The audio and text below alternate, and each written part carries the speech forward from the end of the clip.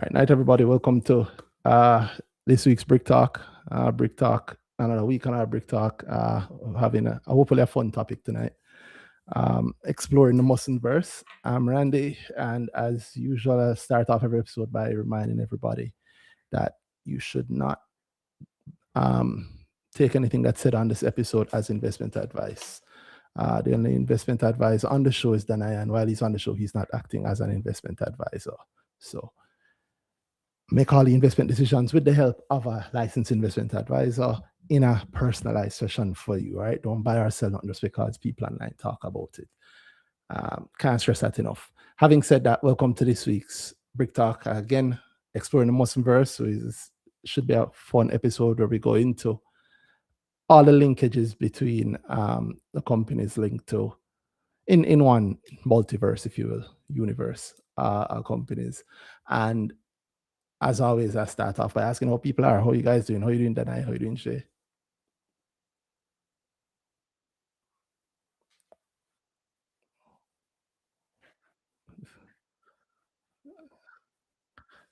Boring week. All right, Tad.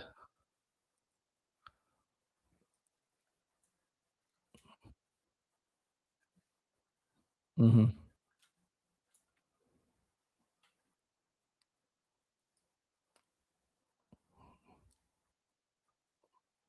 Oh, yeah.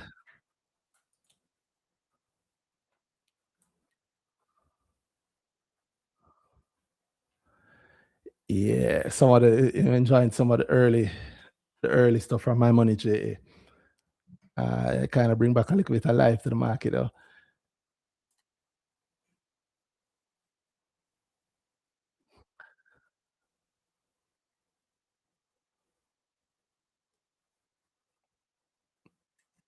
Mm,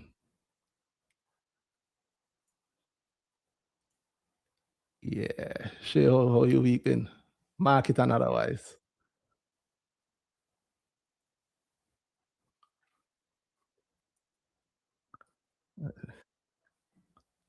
Yeah, same thing.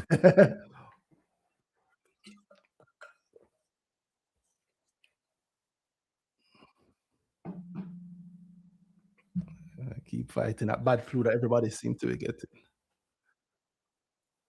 Yeah, man.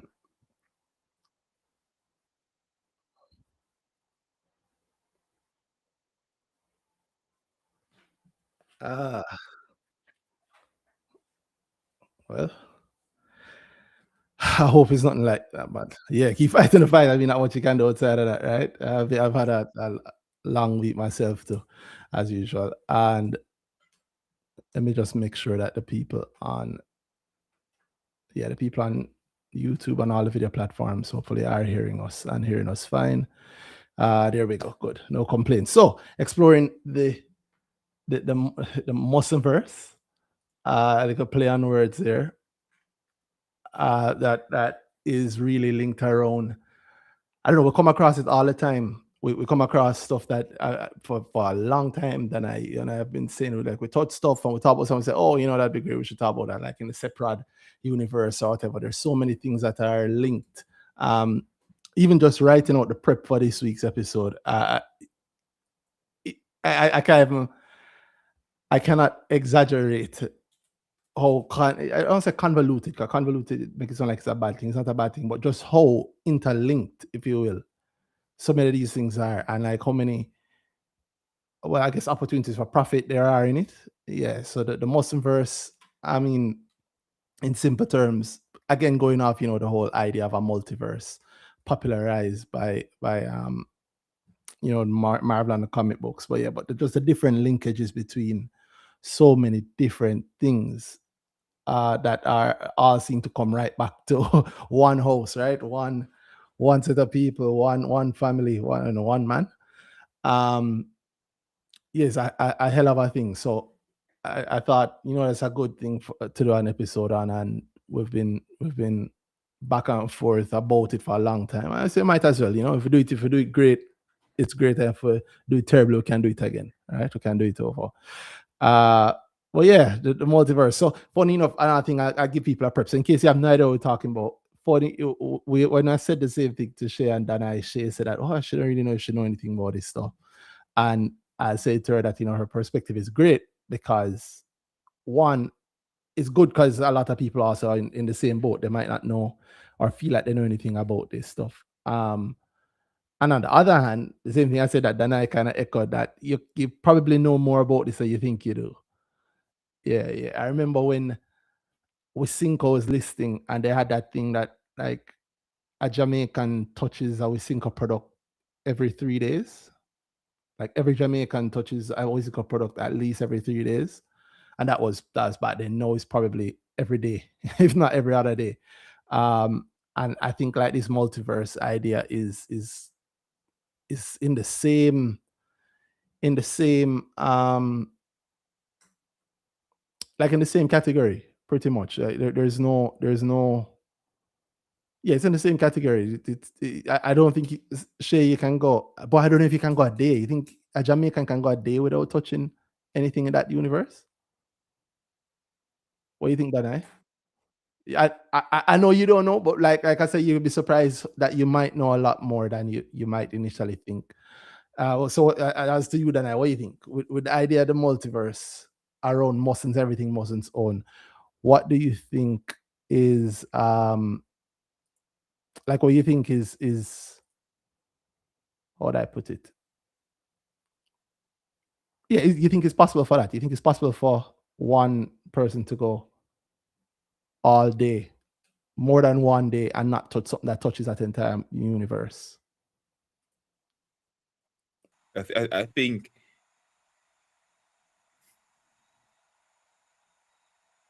I want to say no. I want to say no, but I can maybe. But I think it actually is hard.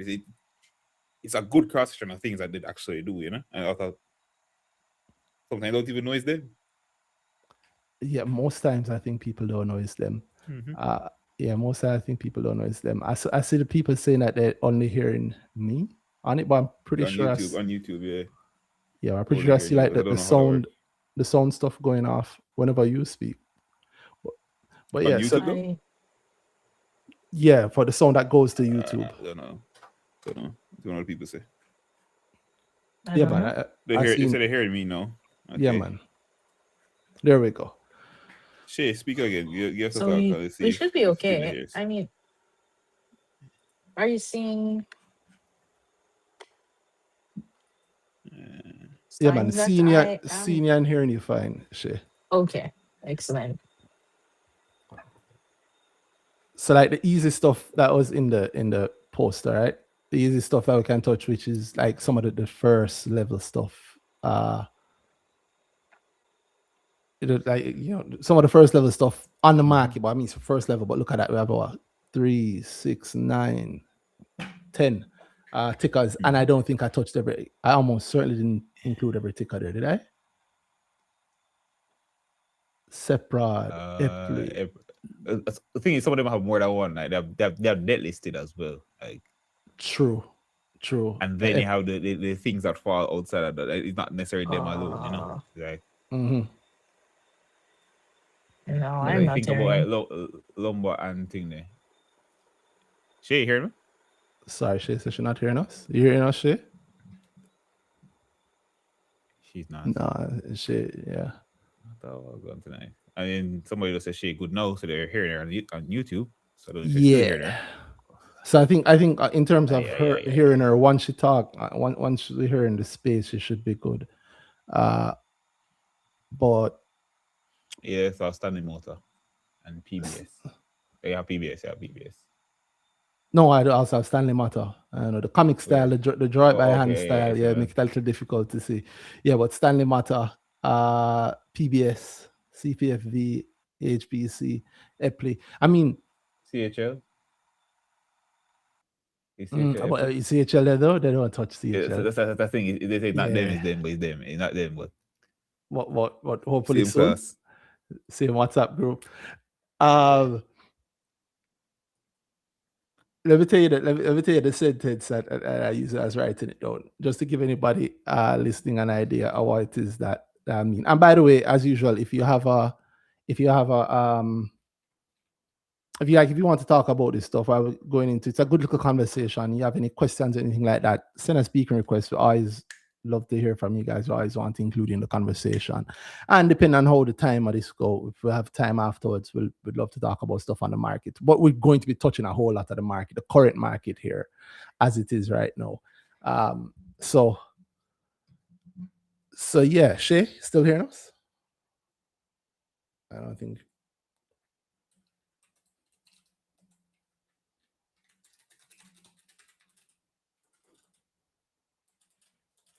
I don't know if Shae hearing us at all.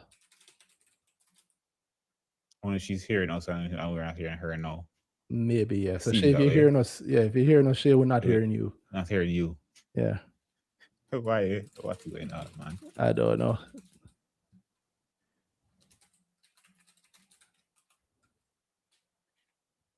Okay, I see. I think it's just her connection. I see another. You see that? Then if you can just it's frozen on my side, but if you can approve it, speaker. I see a speaking request. Yes, Shae. There we go. Shae, hopefully hearing us now. Are you hearing me? Perfect. Yes, we're hearing you. Are you hearing us? Yes. Okay. I didn't get kicked for a while. Well, what happened was I stopped hearing you guys, so I left. I had to move on from my turn. All right. Perfect. So as I was saying, I don't know how much you heard, Shae. I was saying that. Well, I'll just read the thing that I was trying to connect it all, right? Yeah, man. Well, not even for the poster. I was just trying to connect it all in my head. Because Okay. yeah, I don't know if I've ever done it quite that way before. So I was saying that Mussons is a large unlisted group, is run by the chairman and CEO PB Scott, and so he runs Mussons, and of course he has his private holding company, Stony Hill Capital, and between those two, I mean, him own a bunch. I realized I said him a lot when I was writing it too, but obviously, I mean, common sense tells us like one man can't do all of this. Obviously there's a team and everything behind it. In fact, in this I know, his sister is, which will also come up. His sister is also I'm sure a key player. We see her for a couple of things. They share a lot of boards together. But so you'll hear me say him sometimes. Obviously, I mean the team. We tend to do that a lot on the show. You know, we say one person, even if it's not one person, right? So yeah, he has Mussons and Stony Hill Capital. I remember, I think one of the first times we were really getting into Stony Hill Capital, then I was around Lombard's listing, right? Not Lombard's listing. Lombard's, what do you call that? It's not really a buyout. It wasn't a listing. Somebody bought a large stake. Yeah, large change in ownership. Yeah, they bought a large stake in it.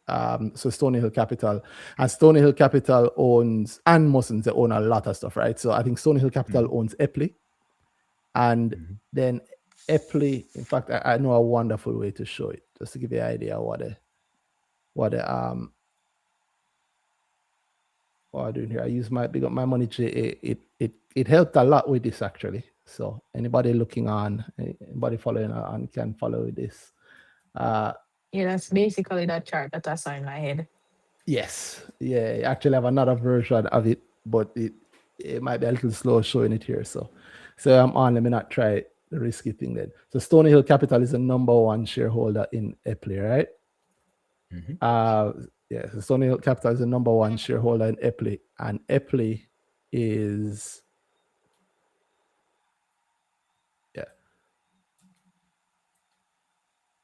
and Epley owns, well, it owns CPFE, owns a lot of things, but Mussons, so there's a PB Scott, Mussons, and Stony Hill Capital, right? Stony Hill Capital owns Epley, which owns a lot of other things. So we'll go to that. Mussons also owns a whole heap of things. So, for example, Mussons owns a huge stake. I think it is the single largest shareholder in Seprod. Yep. Yeah, so single largest shareholder in Seprod, and then Seprod owns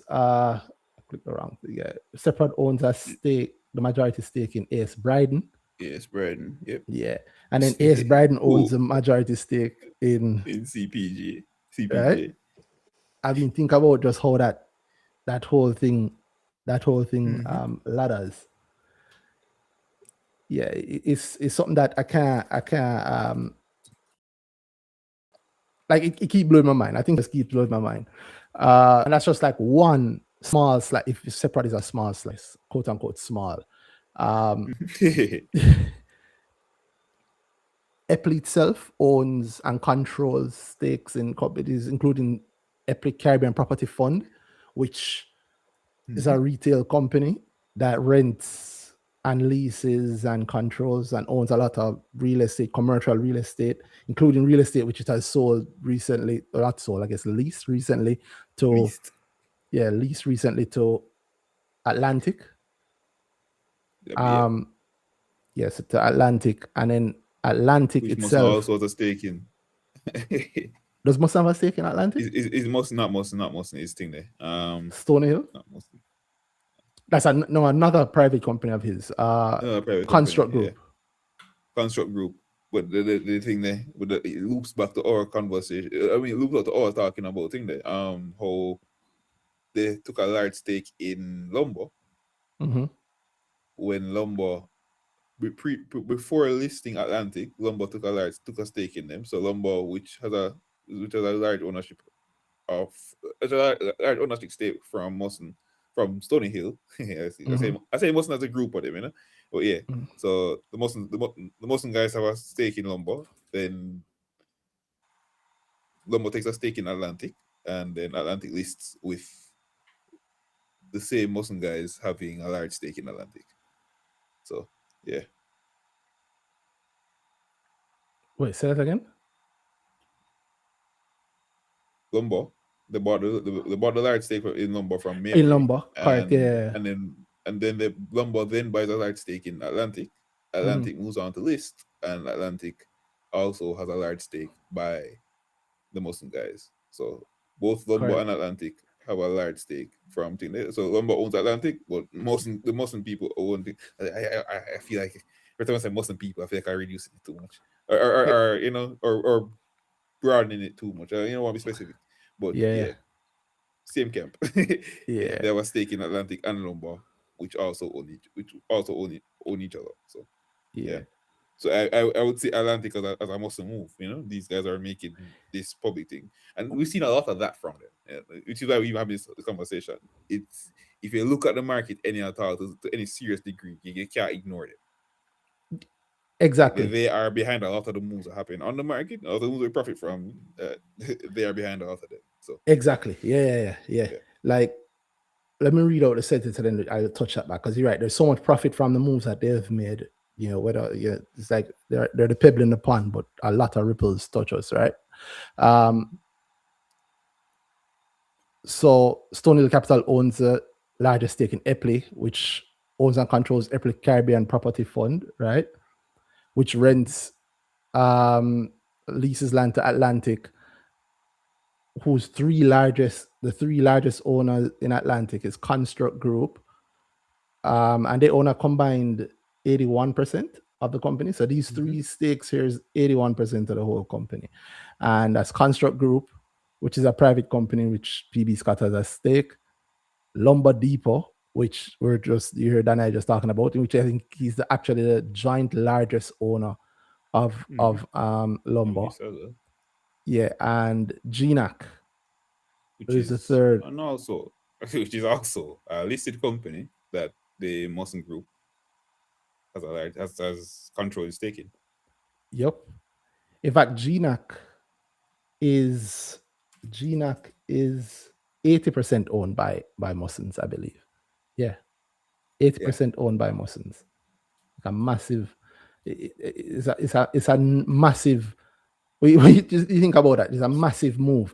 And then Construct Group was interesting. I think that's maybe the newest one that we've heard about in the listing of Lumber. And obviously, Atlantic, sorry. listing of Lumber. The listing of Lumber supplier, Atlantic. And Atlantic has recently, I think the most recent move we heard about from them, we mentioned it last week, was from the CEO saying that they've bought a stake in Geddes. Not, let me say that properly. They didn't buy a stake in Geddes. They seem to have bought the agricultural division of Geddes, which is owned by Mussons. Yeah. And that Geddes is a good touch point to a lot of to what you were saying earlier. You know, if how much people in Jamaica come in contact with the product, then Geddes is immediately you say, oh wait, Geddes, we know them there, right? Yeah. I buy things from Geddes. I didn't know it was the Musson guys. I think that's a lot of people will encounter. Because Yeah. you say Musson, you don't know what them sell. It's like you say we Cinco and you never really say the water, then you don't know what them sell. Exactly. Right? If you never hear say, oh, the people who sell water we Cinco, you don't know who sell what. You're just kind of, all right, but Geddes one of the things there. We should probably even further from them than we Cinco is to the water. They don't really brand anything with Musson on it. True. Yeah, I mean, the Musson is the very much the private holding company. Coming from, I mean, it's coming from his and her, PB Scott and Melanie Sobrati's grandfather, Desmond Blades, who blew up in a good way. Mussons and Sons out of Barbados, came to Jamaica, set up the Jamaican arm, put a lot of time, energy, work into the Jamaican arm, and then we are seeing a lot of the well, no on the market we're seeing a lot of it, but like you're saying, there's so many other things that they had before. So like if you're in agriculture, you definitely know first, even if you're not in agriculture. Like I know not in agriculture, but everybody know Nutramix. Yeah, right. Massive. First Sun also import First Sun, I think. Some big names. Roundup, that big one. Farco. Rapid Kill. Yeah. Merck. Well, I know the Merck Corporation. But yeah, they distribute largely, and that entire agricultural arm now being under Atlantic, which used to be chaired by, but he's no longer the chairman, right? He's now just quote unquote just on the board. I think the new chairman. Who is the new chairman?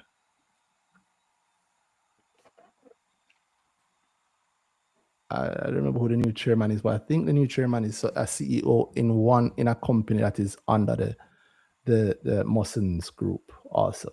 So very, very, very, very interesting. Like just writing out that sentence for me was like as all over the place. Eplate, their largest public holding, and have Seprad, Musson's own stake in Seprad, majority stakes in Ace Bryden, which has stake in CPJ, Stony Hill Capital own in Epley. The CPFE rents to Atlantic. The three owners of Atlantic is Construct, which is linked to PB Scott, Lumber, which is obviously linked to PB Scott, and Jeffrey Hall, and GNAC, which is linked to PB Scott. And like I saw Andy B on Twitter, Andy B on YouTube say what's interesting also is the reach beyond Jamaica but across the region. That's also true, right? Because GNAC just announced acquisition of Beacon, and they already have things, and they already have GNAC Trinidad. Exactly.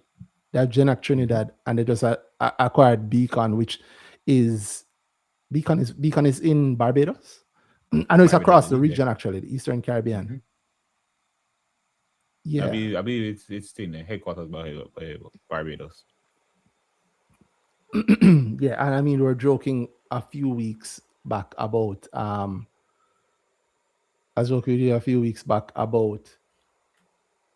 who it is that is likely to broker the deal between Mussons and GNAC for GNAC to do what they have said, that it will subsequently become a subsidiary of GNAC.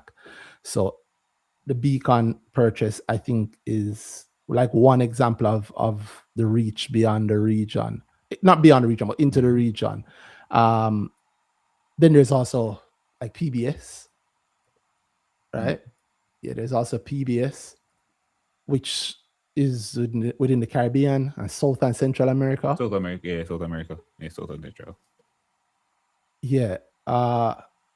So yeah, going back to that first question, I don't know. Well, the two questions. One, Shae, you know, you're seeing some of this stuff, like some of this stuff now that you know, or you're realizing that you know.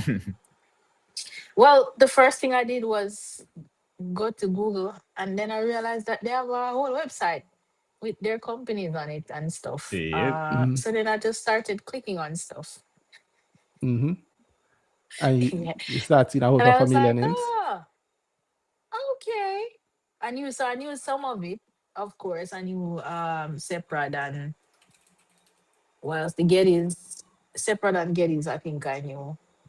But then once I started going deep on, I didn't know, yeah, I never knew about Canopy. That was one I was like, okay. And then I wondered why they had Ace Burden under privately owned. Why is that Underwear on their website? companies. Private. Mm-hmm. Is it privately owned? Yes, Bryden. Yes, I was know. Is Oh, it because like because it's is not a it subsidiary of thing there. It's not a subsidiary of Musson. It's a subsidiary of Musson subsidiary. Well, I don't know. that Where are makes you seeing sense? that though? Let me see. Let me see. Go back. Right there. Yes, Bryden's Scroll one of the across a bit. largest. Okay. Privately owned subsidiary. Yeah, it's a subsidiary of the subsidiary. Okay. Oh. So it's not, Okay. it's not a public company that they have direct ownership in. Mm-hmm. It's a public Mm-hmm. company. It's a public company that they own has direct ownership in. Yeah. That's how I see it.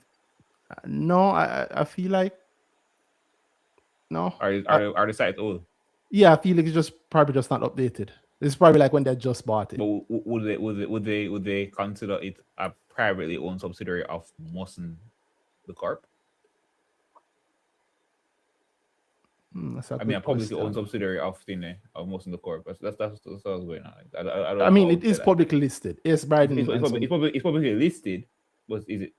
Yes, so yeah, I think it'll be a publicly listed subsidiary, right? Yeah, I think it's just that it's Would just make not sense. updated. Yeah, I think it's just Not they just updated. updated it. Yeah. And there was a That's time, what I it was a good while it was private. It was a good while when it was privately owned by them. So Yeah. Okay. before they listed it over here. Correct. In June 2022, the company was acquired by Separate and its co-investors. So I mean, when did the listing by introduction happen? I think 2023 or 2024. At least. Yeah. 3, I think, but no, I think it was late. I think 4.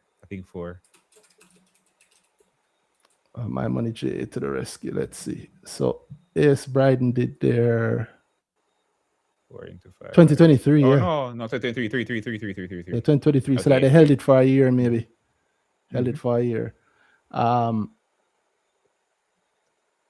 Yeah, it's you proper private equity.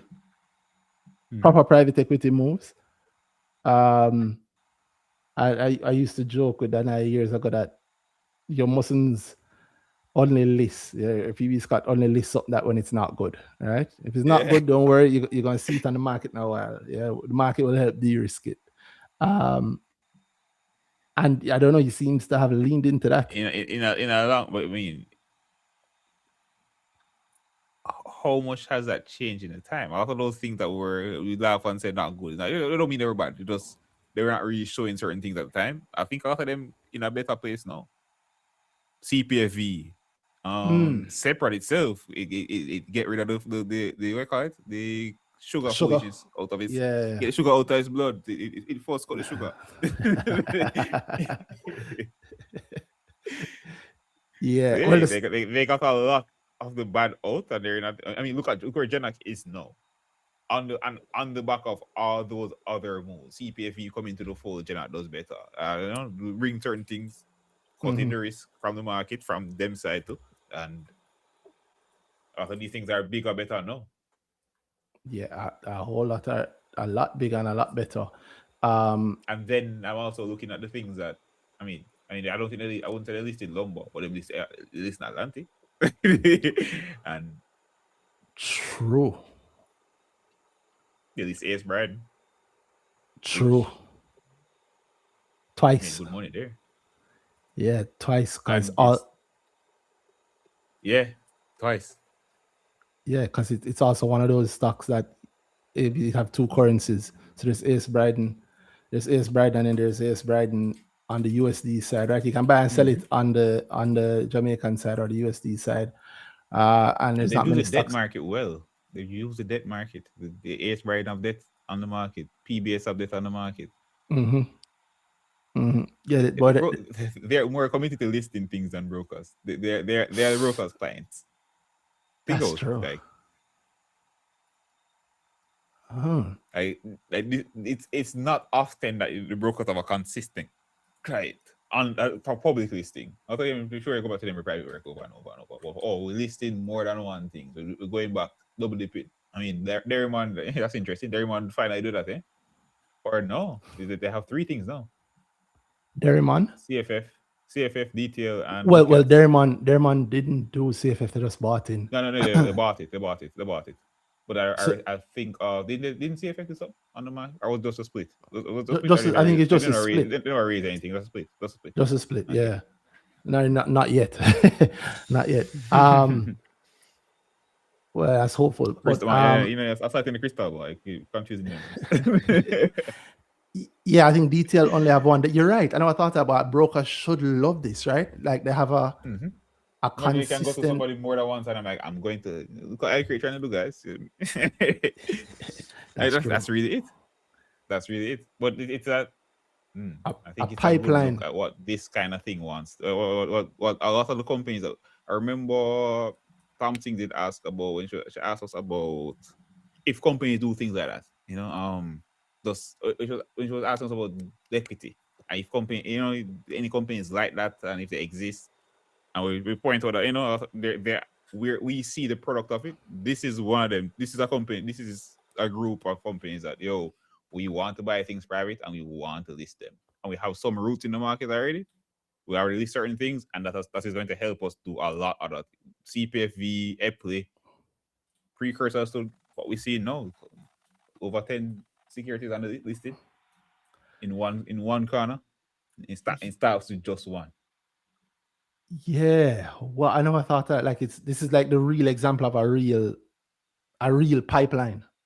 Like a real pipeline. And that pipeline point is like the Ace Bryden thing. Not Ace Bryden. Some good money. But Atlantic. So like Atlantic, I'm looking on Atlantic and I'm thinking about it also as a sign of all the pipeline of things, because Atlantic is great.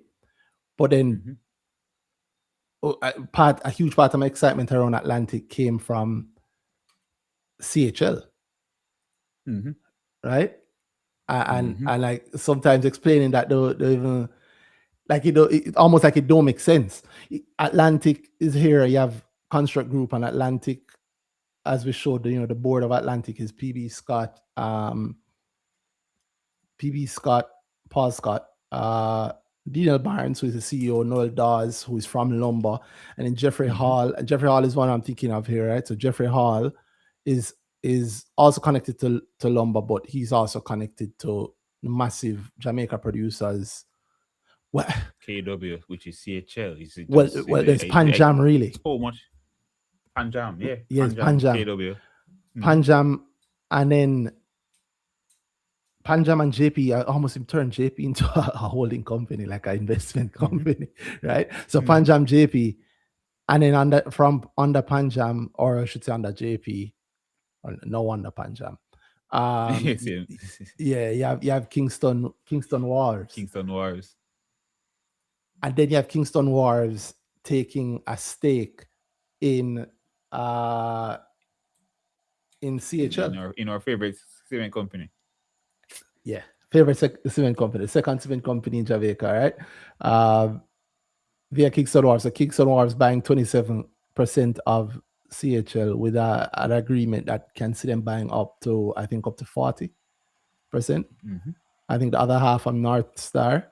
And I look a lot at the layout of how Lumber was done.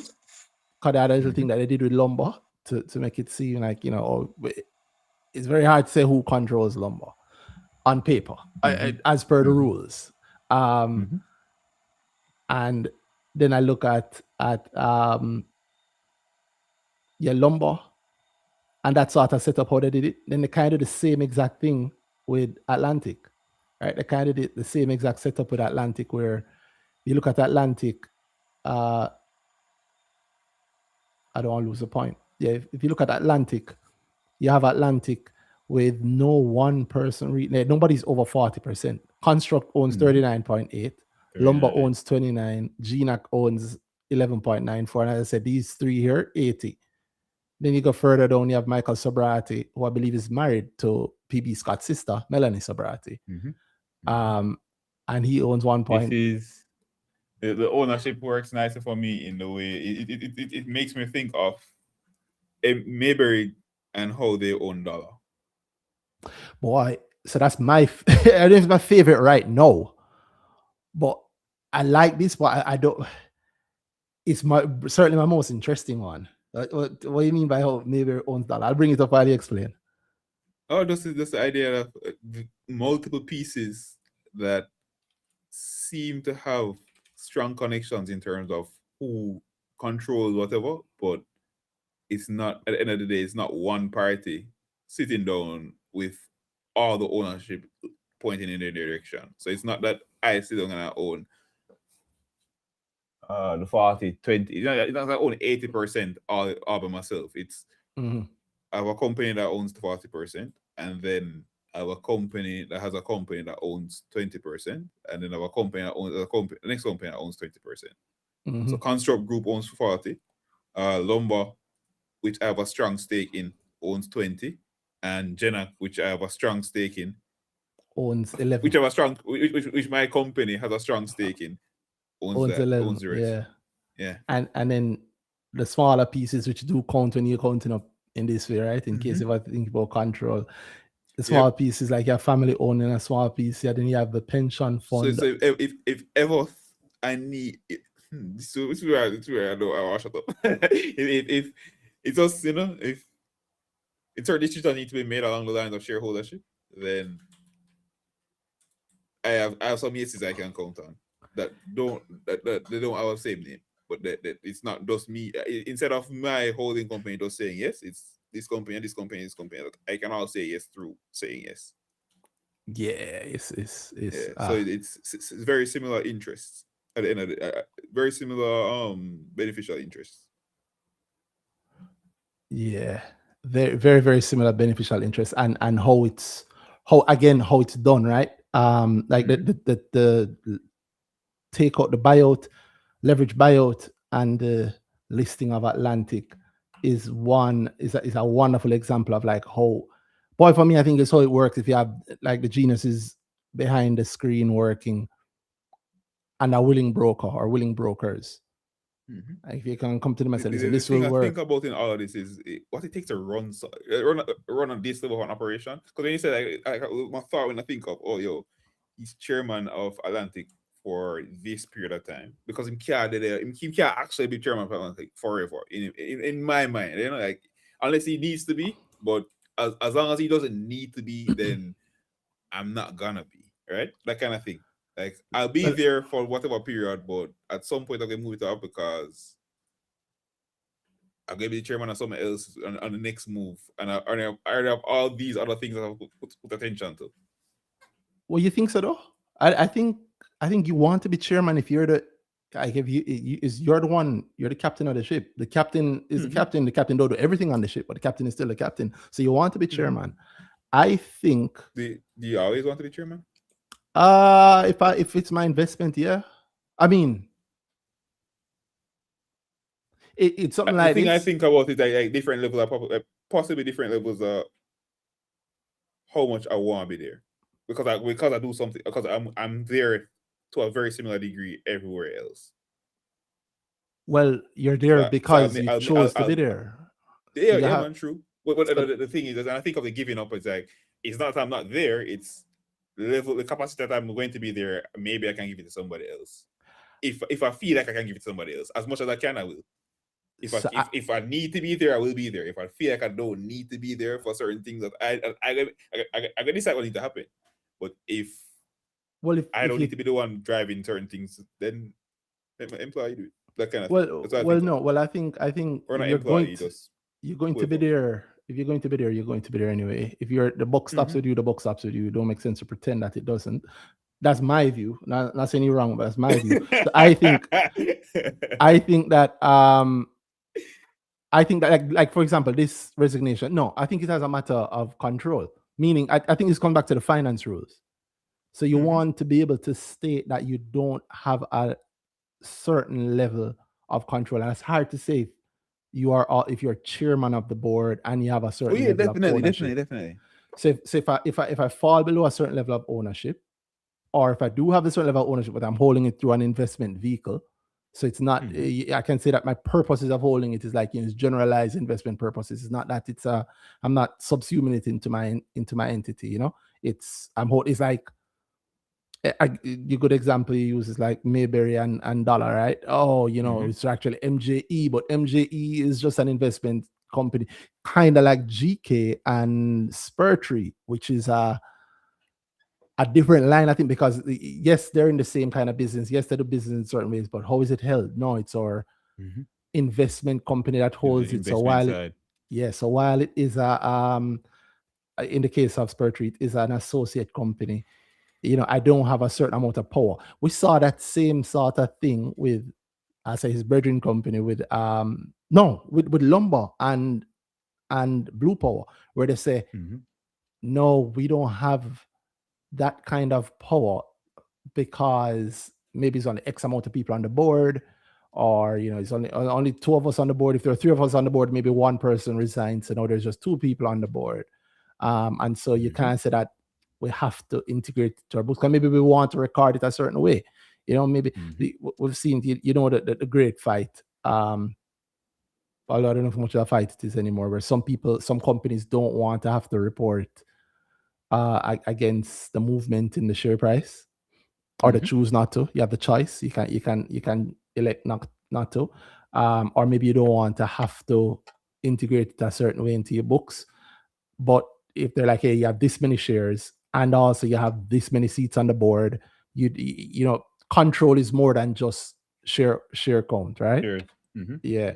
And so I could be wrong, but I suspect that this move was around that.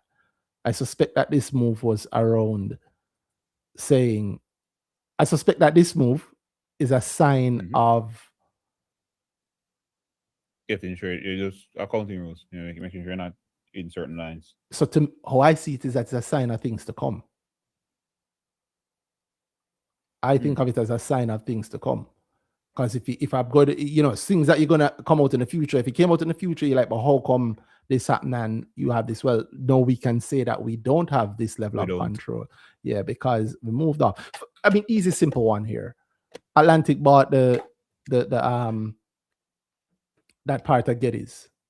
They bought the agricultural side of Geddes from the company that this gentleman had. So maybe they bought it after. Maybe he resigned as chairman, so he's on the board, but he's not chairman, so they don't necessarily have chair powers. And so maybe there's you can say, oh, there's a Chinese wall. So there's a Chinese wall. Maybe the decision to buy was maybe not even Chinese wall. Maybe he recused himself. But how can the chairman recuse him, or how can the chairperson recuse himself for some decisions? So maybe I wasn't chairperson. So we had a different chairperson, and I recused myself, and the decision was made. The chairman signed off on it. I'm not the chairman. And then I'm back in, and so it helped me. So they're buying from my company, so I recuse myself, but there are certain decisions that the chairman have to make, and you can't recuse yourself and also be chairman. So you have another chairman. So December 1, he resigned. Alexander Marston becomes chairman also on the same day. And then maybe the decision to buy was made December 2. Or maybe it was made December 8th, more than 7 days after, 7 clear days. There's lots of that little stuff that I tend to think is in there. So I don't looking at this as that. But I do take your point, like, after a certain level, like, how do you keep track of all of this. Obviously, like you need like integrated systems. Mm-hmm. That's one of the things that I remember that stood out to me when I was in an interview with the CEO, and he's saying that the points that I found interesting in that interview weren't points that were, they didn't delve into them. Like it almost passed. Mm-hmm. I think the CEO knew that there were top points, which was kind of hinting and saying them. Where didn't come? So like you said that, we on what do they call that? I want to say SAP, but it's not SAP. SAP is the name of the kind of system within the whole Massey group. And I thought about it and I thought like, wow. Think about if you can see the net of all of this, right? You can see this web of all of these entities put together. Like you can really take a look at all of them, but from the finance perspective, like I can see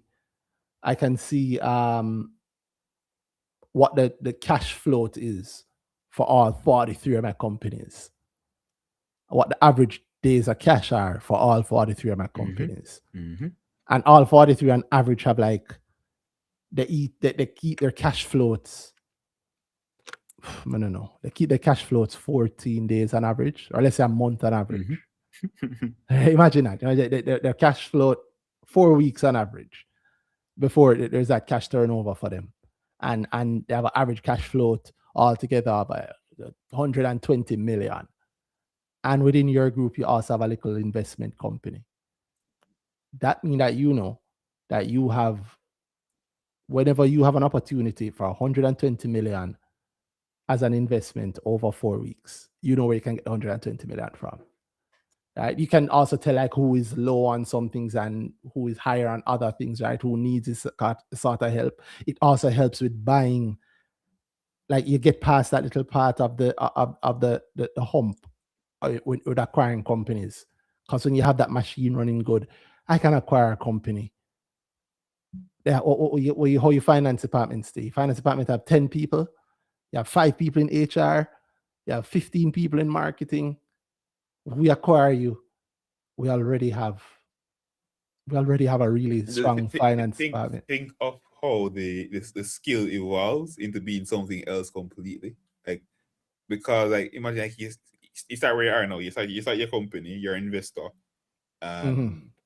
Say you're doing really well. You start opening to investing outside of it. You start pushing. You eventually end up at 30 companies, and then your job now is no longer just run my company and invest my money. It's my job is now investing in companies. Yep, my job is to run this. Yeah. Managing my investment in this net.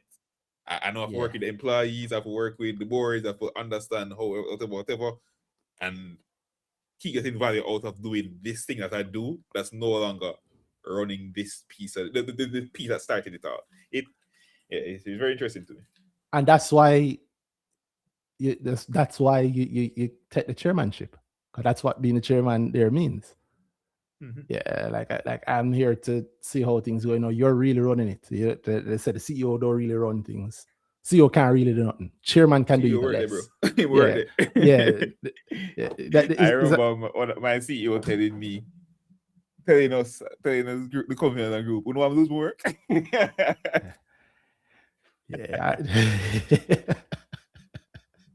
Actually, there's some of the best managers are that. I remember I don't think anybody expected that from him. I mean, it's him, so but people were like, wait. Oh, you have a conversation, but really? It is real. My work. Yeah, because it is a job. Yeah, my job is to steer the ship, but I'm not the captain, right? Like when the captain come down here, I help. You man the oars, bro. That's all you do. Yo, that's such a wild thing. Because the captain comes down, like the buck stops with me, and the buck stops with the captain, and the captain have to. Wow. That's why you take the thing. And then when you going back to your point, when you start having that skill of building up all these companies, like you're running the machine that has machines within it, then almost you kind of get hungry. You start looking for, how do we go into another sector? How do we do stuff, right? Going back to the thing that Shae mentioned, like she saw Canopy.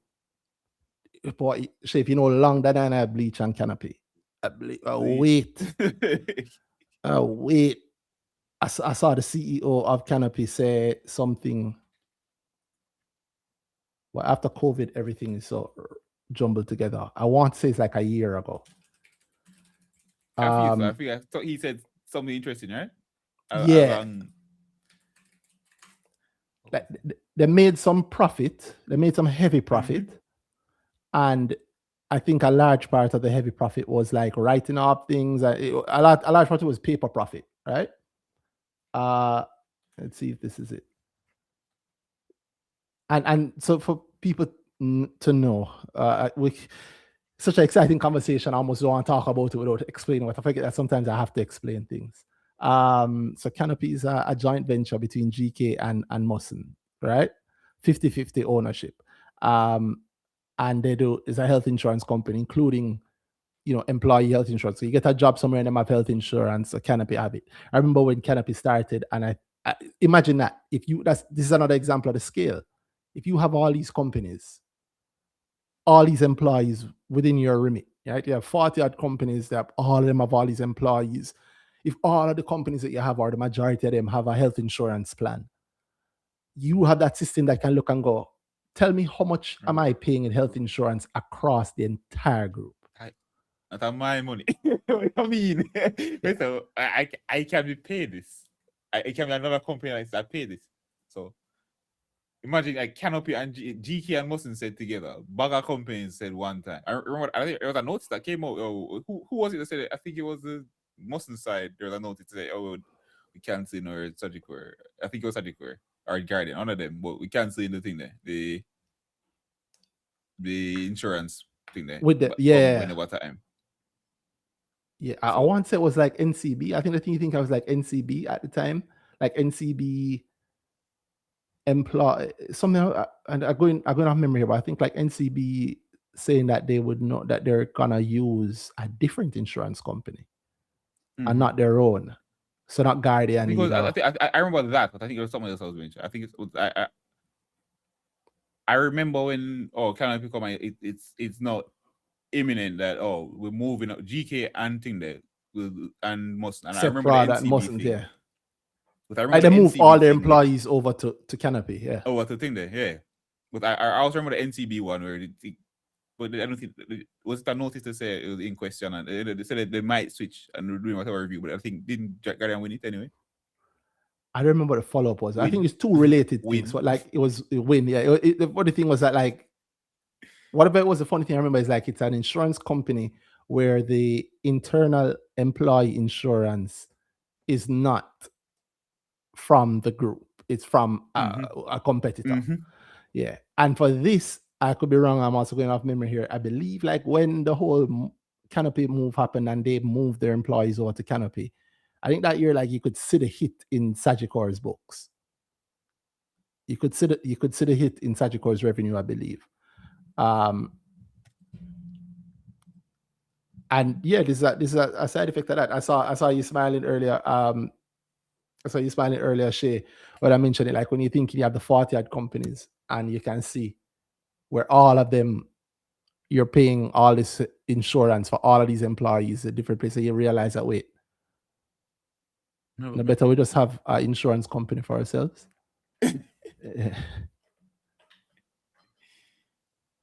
Yeah. So what are you saying, Shae? I think you muted, spend all this Shae. money on? I think Shae muted there. Yeah, you muted, Shae. You have to unmute. Is she muted or is she's not muted, but I just I not seen her muted again. But yeah, oh Lord.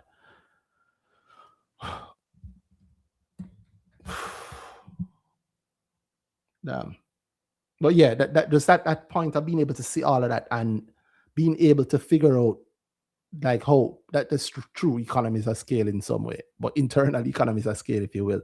Then when you think of that and you think that it might have had something to do with like the setup then of Stanley Matter. So who was it? I saw somebody on YouTube mentioned.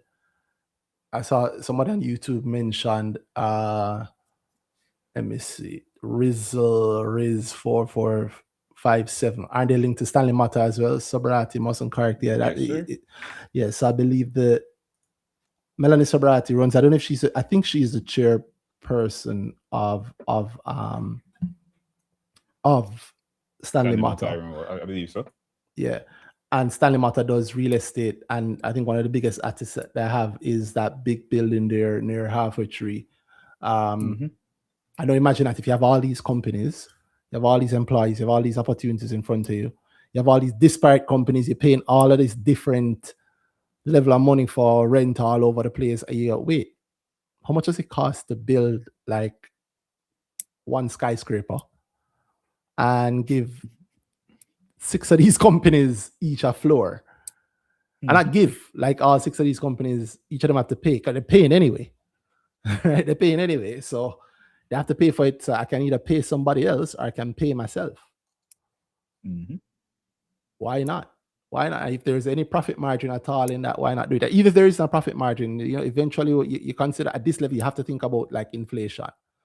I mean, at this level, you can cause inflation. Yeah, it's a truth, right? At this level, you have like separate powers. Separate literally can cause inflation. Yeah, it's the thing that they're like, and also like they the biggest risk split ever. You always split with GK. Like, not just my big company. I split with GK. We're partnering with GK and do it across both of us. We have more customers now, and so we clear the insurance. We clear the bottom line much easier with all this in there. Split the risk, and it's GK. We think all they did. They've done in terms of pulling the group together for the better reinsurance benefits. Most is enjoying that with Canopy doing things, with Canopy being in that mix, and they also their own thing. I wonder if no, I think about that later. But Jenna is in the group as well. In the Mussons group, yeah. In the Mussons group, so it's their general, it's their general insurance arm. So but is it? What? It is in the Mussons group. Sometimes I forget. Musson owns Jenna, I believe. Yeah, Mussons. Yeah, Musson Jamaica is a parent company of Jenac, and Mussons. Yeah, going back to the whole Beacon thing, whereas Mussons who bought Beacon, and they will eventually bring it down to Jenac, which means Jenac will have to pay for it to Mussons. Now you wish. I mean, look at it so much. You wish that Mussons was listed. Yeah, Shae, I don't know if Shae, you back? Can you hear us properly? Shae? Nah, Shae not hearing us at all.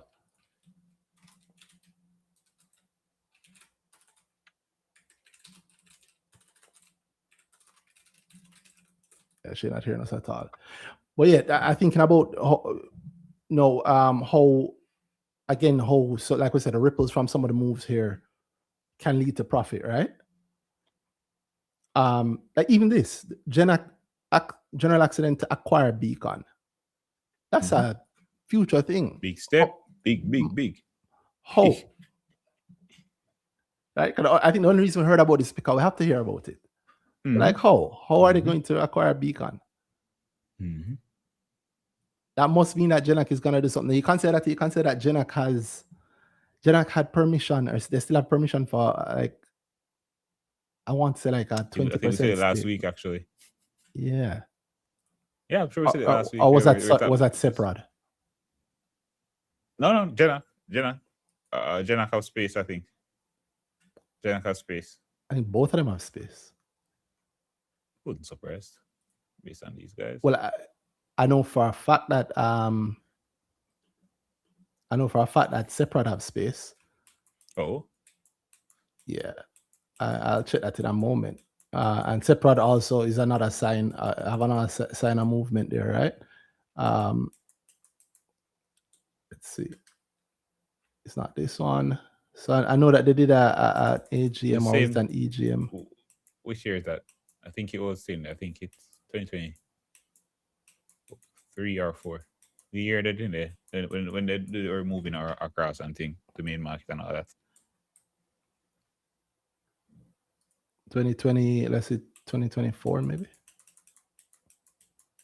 So they graduated to the main market after utilizing all of the tax break, which is the smart thing to do. I don't see it. Was it that far back?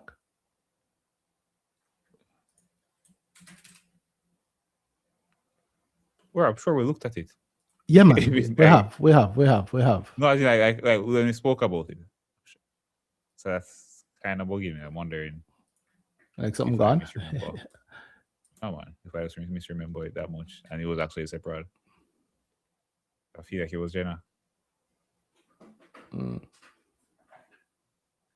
I feel like it was Jenna. No, I mean we may have been talking about Jenna. Well, I know that it's also separate. Because we also mentioned when they make space, they always do to make sure their house, it's not just the space or thing there. Oh no, so we mentioned that they're always intentional. They're going up a certain amount, which is why I think it's thing there.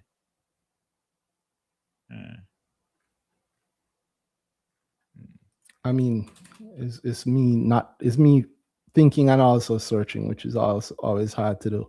I think it was. My thought was, I even mentioned. I mean, no one if it's last week because I said to you, they might use Genox shares and buy the thing. They buy it from separate. Was that on air or was that thing there? Boy, the wrong man you're asking. I don't remember where some of the conversations happen. Every time, that's the problem. Every time I remember something, I have to remember. I have to think about what the thing is, or whether or not I want to say it. Yeah, because I remember where it was said. And some things. And the problem is the conversations. Not to make people feel bad, but the conversations when we're not on the internet like this are a lot easier, guys. You don't have to worry about what you say and how you say it. You can just be more accurate and let some things flow. By the way, we're also again always interested in having you guys in our conversation. So if you guys want to, you can send a speaking request and we'd love to hear from you. If you want to talk about something, you want to hear our views on something. Yeah, we'd love to. Feel free, call in. Yeah, man, feel free. Especially, I mean, you could own one of these companies. You might hear something that you never knew about it, or something you wanted to hear. Something you want to have a conversation about a company that you own, and it almost always goes somewhere. Something else. You learn something new. So you said something because we've been looking at that thing that you probably weren't looking at direction. So yeah, something profitable too. Because the thing that I find interesting about a lot of this is how much it often leads back to profit. Oftentimes when I do episodes like this, I have like a profit idea in mind, and yeah, again, it's not gonna be the thing that people say no. It'll be the thing that you see in a month or 2 months or 3 or 6 months, and then say, hey, remember you said that on Brick Talk back then. And sometimes you talk to people, hear them, oh, if me did know, like this is the if me did know point. That yeah. So trust me, jump on and let's hear about it. Shae, I see you back. Shae, you can hear us, and can we hear you?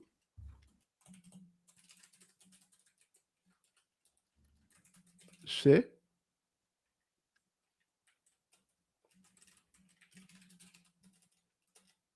Shae?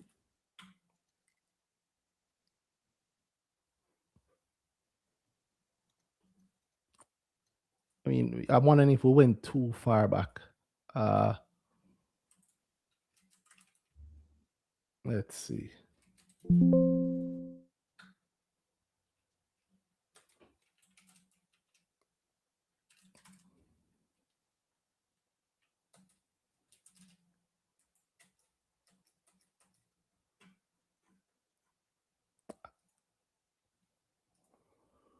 So I remember they added on some board seats. Yeah. Maybe we did. Maybe we're thinking too far back. I seen an article from 2025, which is referencing it. An article on Observer. A 2025 article from Observer, Jamaica Observer, where they're speaking about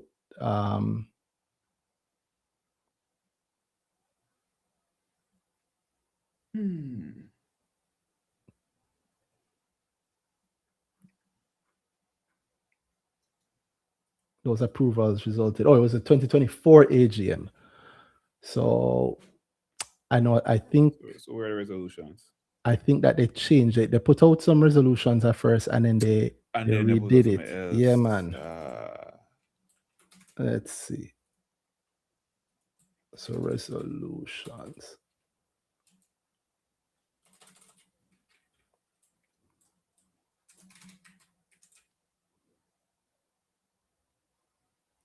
Yeah, so the 2024 notice, maybe. AGM. Yeah. So I was looking at that, but I mean the proxy form will have it on here. So 0.7 resolution 6. Where every time I hear about resolution 6, big up MFS for introducing that fear into my portfolio. Yes, sir. Yeah, with the increased maximum number of directors from 12 to 15. And then they issued an additional, I think it was this. I remember you saying no, and the fact that they issued 300, not issued, but they created. Yeah, because they don't run to infinity immediately. Yeah, that was the point. So they created 300, they created space in the authorized share capital of 300 million shares. And then they also did this preference shares thing. And I looked at this and I thought, that's probably private, private debt, probably agreement to the owners. And, you're buying the business, but like I think about it, like, okay, I'm buying the business from you, and obviously the person's selling just like a car. The person tell you that it's the best car in the world, it's best business in the world, or you could do this or that. And how do I know what it's going to actually give me? So here, we give you some money up front, we give you some preference shares up front, and then we redeem them back from you based on the performance of the thing that we buy, or if certain certain milestones. You can do a lot with preference shares, if you understand them. And I suspect that these preference shares, I think they had 2 sets, 10 million new redeemable preference shares, the 2024 preference shares, and that they're not obligated to this again comes back to finance. I think if you do the preference shares, it creates an obligation on the company. If you are obligated to redeem them over a certain time, then it forces them to be classed a certain way under the finance rules. So that's boring stuff though. And so you state obviously that you're not obligated to do that in order to not have to book them in a certain way. Anyway, that's what I think. I don't know. I'm not an accountant. I hardly know much. Shae, hearing us?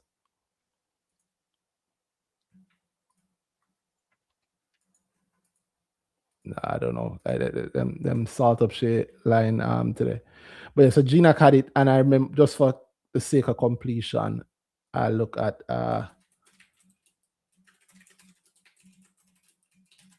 Seprod. I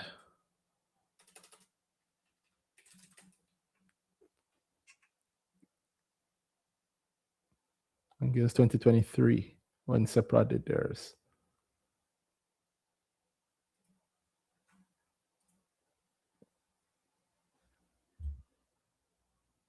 I'll look that up. In the meantime, the waiting about this, that I have seen somebody on YouTube saying what 2 points, and the link to Stanley Mata mentioned that Andy B in Bimra Capital says the only thing they're missing is a bank and a conglomerate now. Any thoughts on that?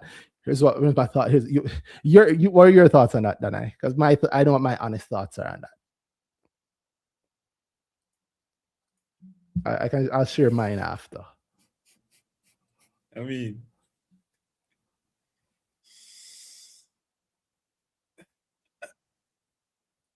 NCB is publicly traded, and I'll be able to say it every day.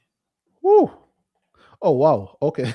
But also, it might be, but also I want our own JN, but I don't know if they're selling. I don't know if they're actually selling anything. So,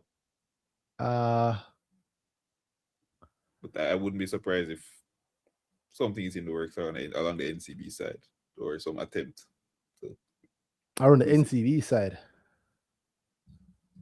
I mean, bear in mind, just to I was a play devil's advocate, but to try and give maybe an alternative view.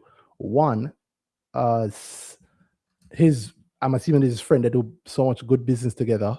His brethren, his brethren, Jeffrey Hall and the Sagicor link, but also the Scotia link. I remember it got to a point where like a decision had to be made between the two of And then the those. Pantam thing made he stepped down. Yeah, from so pick Scotia one, board. right? Now, I mean, if I have Sagicor and Scotia, I don't know if you're gonna force me to give up one up, and if I have to give one up, I'd rather give one up to my brethren, right? And stuff like that also takes time. So if we can work out, you said to your brethren, say, yo, I need 3 years. Give me 3 years for work up the money. Not that again, I mean, I don't know, Scotia Caribbean is under the Scotia, well, Sagicor is what it is, right? Sagicor is the massive thing that it is, and it's also publicly listed. Who knows? I like your point about NCB, but I'm trying to put in two alternates, one with the Sagicor side and the other one with the Scotia side. Actually, what I was thinking about is that Scotia internationally has, the whole de-risking, the reworking of risk and the moving out of certain regions. The Caribbean region is one of those regions that they have spoken about as higher risk for them. And so in de-risking at the international level, they have moved around, and Scotia pulled out a lot of the business out of the Caribbean. In fact, I think the only place that Scotia still is Jamaica and Trinidad. So I don't know. I mean, suppose him know that there's an opportunity over the next 10 years, and maybe 5 years ago, that there's opportunity over the next 10 years to buy Scotia.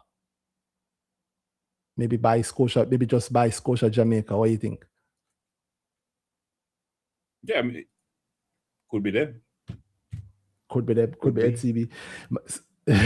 my other point around the sorry, my other point around the banking is that I look out for when I hear the same thing all the time from different people. Yeah.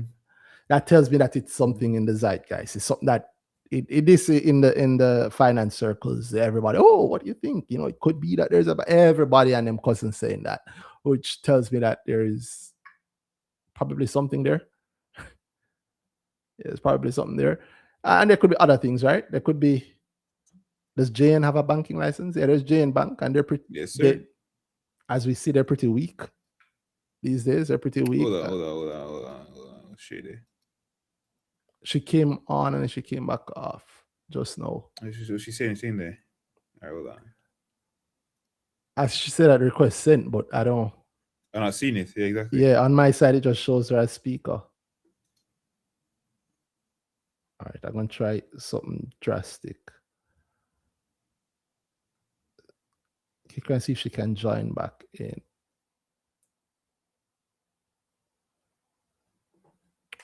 Sorry about this, guys. It's the trouble of not owning your own tech. Kind of like the trouble of not owning your own bank. We're at the mercy of the banks. Can you imagine if they had their own broker, meaning like securities brokerage? Because I always wondered why they wouldn't do that. Like Epley. Can you imagine how much smoother things would be for them? I keep wondering, bro, when what? Exactly. Yeah, what was it you keep wondering? Not just what why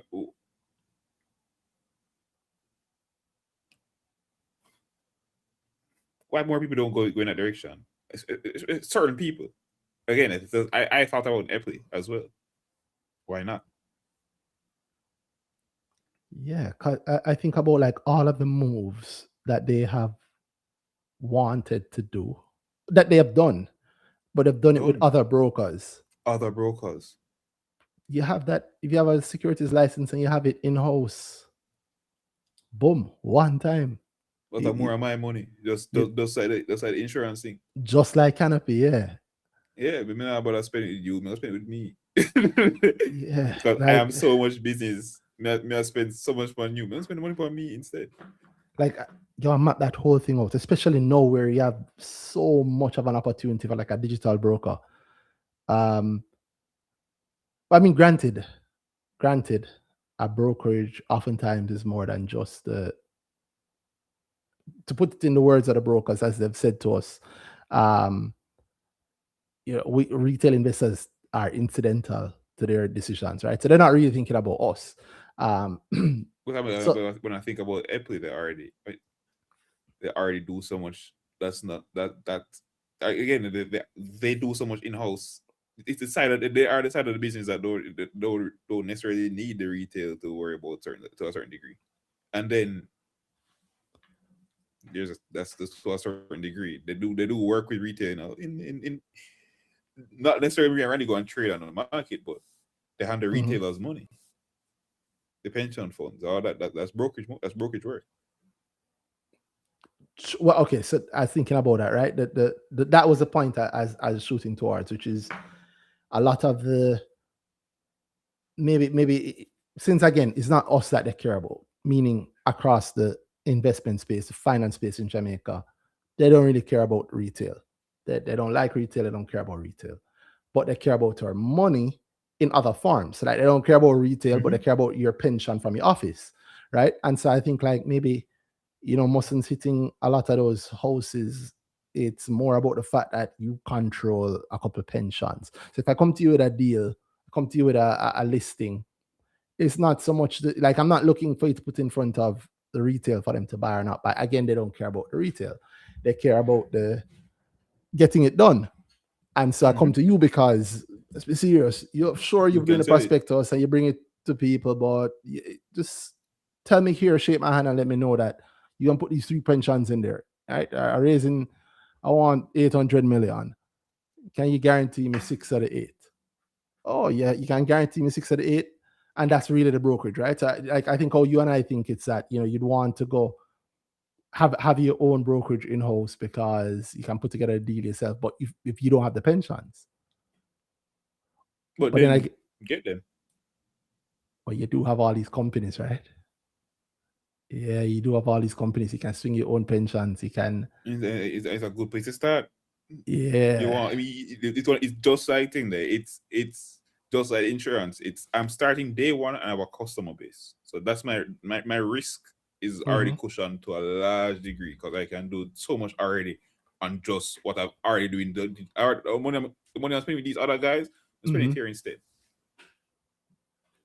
Like I've grown to expand because I'm start profitable or I start very close to base from day one. I don't have to worry about certain things. Then okay, we can. I mean, I've got high employees. They're going to get clients. They're going to bring this money in. But it's not that we start open the shop, start employees, and say we're gonna look some money, because we're broke. That's not it. It's not And then I open a brokerage and I have say, all right, time to get some customers. That's not different thing that. But maybe you don't have maybe you don't. Yeah, maybe you don't want to have to take that on. Why not just go to a broker? Maybe it might just be that me spending time whatever. I'm spending money on doing thing. I'm good. But in so many, the thing you're doing is the thing. Because if you really think about it, there's a lot of people that don't actually go into owning banks. A lot of money people that have this kind of business are very rich business with multiple things under them, and they're not thinking, and they don't think, oh, you're gonna buy a bank still. Like a lot of people do that, so maybe. That's funny. But I don't know. I feel like everybody wants a bank if you reach a level, you can get a bank, or a group, you can get a bank. It feels that way, right? But then so many don't have. So I wonder around it. Like, is it that them can't get the bank? It's not easy to get. It's even harder to run. As you see, it's not. It's a business where you trap, like you said, the noise over the last few weeks about the asset tax. Like how much is them vexed about that? What can they do? You have to buy. You'd love to spend the money certain ways, like the government literally lock you in certain ways, right? Yeah, we not saying that's even a bad thing. I think if we left it to our private sector, they'd take all the money and carry it to America and buy foreign stuff. So the government kind of locks them in that you have to buy the government paper. You have to do this. You can't do this. Remember around COVID time, the government suggested that maybe you don't want to pay any dividends, and you just that sort of thing. It's like it is its own business. You're saying it, the more I say it, no more I can understand. Like, really good at selling sweet drinks. I can sell sweet drinks across 14 countries, and because of that, we have a insurance company. a side effect. I have a couple of pensions, and then I have an interest in this other thing, or this opportunity came up to get this, or this something that's within my supply chain, or something that's within my operational chain. So we acquire it, and you get opportunities there. But I don't know if I want to call a bank, because the bank is the bank. Different Everybody, beast. yeah, man, a And different also, I beast. think it's easier for us to look at it and say these things, because that's what we like. We like the money. Yeah. So we I think we immediately think, oh, yo, make this a bank one day. This thing becomes a bank. This so everything we do can like that's an end point in the thought of it. Oh, yo, the thing we can build up to a certain point, and it's a bank. Oh, yeah, I'm good. So I think that's why I easily go to the old bank brokerage. But then I look at, because I'm looking at it, and I'm like, the truth is, there are opportunities like that out there. Is how diluted, how him don't take it up. Yeah. Because you know how easy it is for you, and you know how much easier it is for him to do it than you. The money you get up and say there, you get up and say, for me to buy a bank, even at the lowest level, yo. I have a dream really hard. I have to go to sleep for a long time. I have to write bank. And no, if I wake up, I won't own the bank anymore. Yeah. I know. You think so? Say, yo, buy the bank. I think. I don't know. I think of to do certain things. I know he can do it. I don't know. Like so that's maybe another good point. Another thing that I saw from the same Andy B Capital on Bimrock Capital on YouTube, where it says, what's interesting to note is how much debt Musson has backing all acquisitions and business combinations. Well, Mussons isn't public, so I don't know. I don't know. Maybe I don't know. Obviously, debt has been used heavily. We've seen where debt has been used heavily, and debt is a tool. If what we're seeing, if the output of what we're seeing is the output of the heavy debt, then they've been using debt properly. And of course, I don't mind. I don't mind at all. Debt is a wonderful thing when used and managed properly and utilized properly. Look on the debt movement on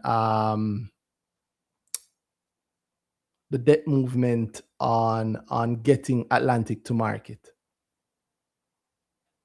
Right? Think about how that works. That's a wonderful thing, I think. And the truth is also, if it all tumbles down, again, Mussons is not a public company. It's a private company. Yeah, the most that can happen is that, we need money for Mussons heavily, so we start squeeze all these public holdings, heavier dividends. It's going to be a long time between now and the day it happens when you hear me complaining about heavier dividends. Right? I'm happy about it. So no. I mean, it could be heavy. It could be heavy. There could be heavy debt there, but who cares? That's how. Show me a billionaire without debt.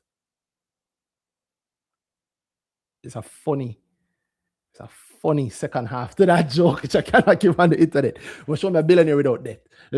Show me a billionaire that has made his or her billions without debt. Yeah, you can't. Yeah, it's not possible. I don't see it. Yeah, it's not possible now. I don't think you can make a billion in business without touching debt. You need it. That is a catalyst. Yeah, that allows you to lift a lot more than you can lift. Yeah, I don't know. And on that debt point, it's a good side note. Then I see another person point out that Tropical did a correction on their AGM notice. They are not having an APO. That's true. That is true. Yeah, they did do we haven't spoken about it since then. They did do a correction. They're not having an APO. They are issuing 13 million shares, going off memory. They are issuing 13 million shares. I guess this is adjacent to the Musson-verse. When they were having the APO, there was PB Scott did give a what do you call it, like a nice testimonial about it, about the APO, I guess, encouraging it. I remember, I'm going from memory there, but yeah, they did revise their annual report to say that they're not doing an APO. So it was inadvertently published. And so the corrected, make sure I show the corrected one. So the corrected thing has no APO in there. What it does have is 15 million unissued shares to allot them for purposes of providing ownership interests in the company to executives, key partners, yada, yada, yada, for valuable consideration. This sounds a lot like the resolution that MFS did. I don't know. APO light. APO light, right? 15 million APO light. I mean, 15 million, maybe just a small debt, or maybe it's interest, or who knows? Or, yeah, who knows? Honestly, I was gonna look at it more, but then I mean, I was digging, look at the signal side and the debt, because I think there's something there with everything that happened afterwards. I think so too. So it got severely delayed by them saying APO and them feeling APO even after the change. So it became, I'm not buying this. So I can't wait a little bit. Yeah. We actually did the check. But this could be like an interesting dot. Suppose it's like, 15 mil. Suppose it's like, it really could. In fact, the notice said, the notice that spurred me to say, okay, let me just actually go to the reading. It just hasn't happened yet. But yeah, because the truth is, it still does feel like I want to do an APO, but we're here one. We'll do the APO again while not calling it that. That's like the last one wasn't an APO. Yeah, maybe them the last really one wasn't an APO. Maybe them really not. You're right. It wasn't an APO. It was what was it? SPO, Secondary Public Offering. So the last one was Shae APO, and then this one is that the resolution APO light. So far, it still feels too APO for me to be that enthused. But I mean, again, I've been enjoying other things. So I'm not giving any excuse. The reality is, I should look at it. It's just. Yeah, no, I get you. Even I haven't looked at it. I just wanted to 15 million units, especially at the current prices. It's not what much. Is that? Yeah, $15 million. Suppose there's a stock split to come. Suppose they know they're going to split it. Or I'm thinking that 15 mil. Even around that, like, split not gonna save that. Split gonna make it worse, don't it? Unless the price go up, we'll see.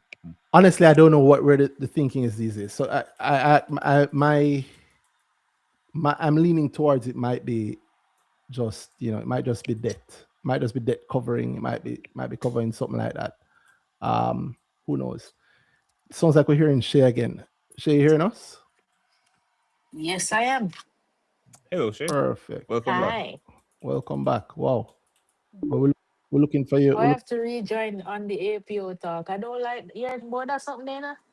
It was just to feel. It's good news. It's good news. We're hearing no more APO from Tropical. Tropical is not doing an APO. What? All right then.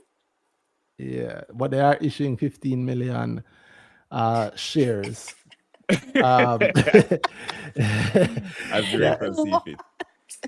Yeah, for whatever reason that the directors may choose to do it. Okay.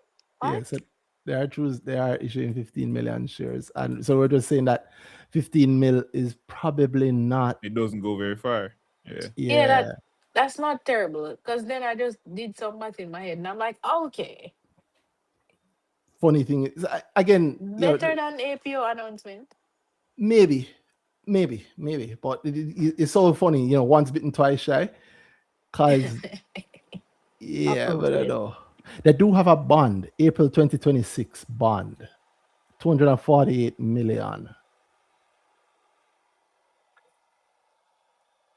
10% interest. I don't know what the interest is on it. I was thinking what that 15 mil could be versus 248. If you get this refinanced, issue 15 mil to yourself, sell it to wherever you can sell it, cover the interest and get it refinanced. If you have who's that bond to? If you have an entity that's willing to extend, because a private placement of 240 million, notes attract 11% per annum.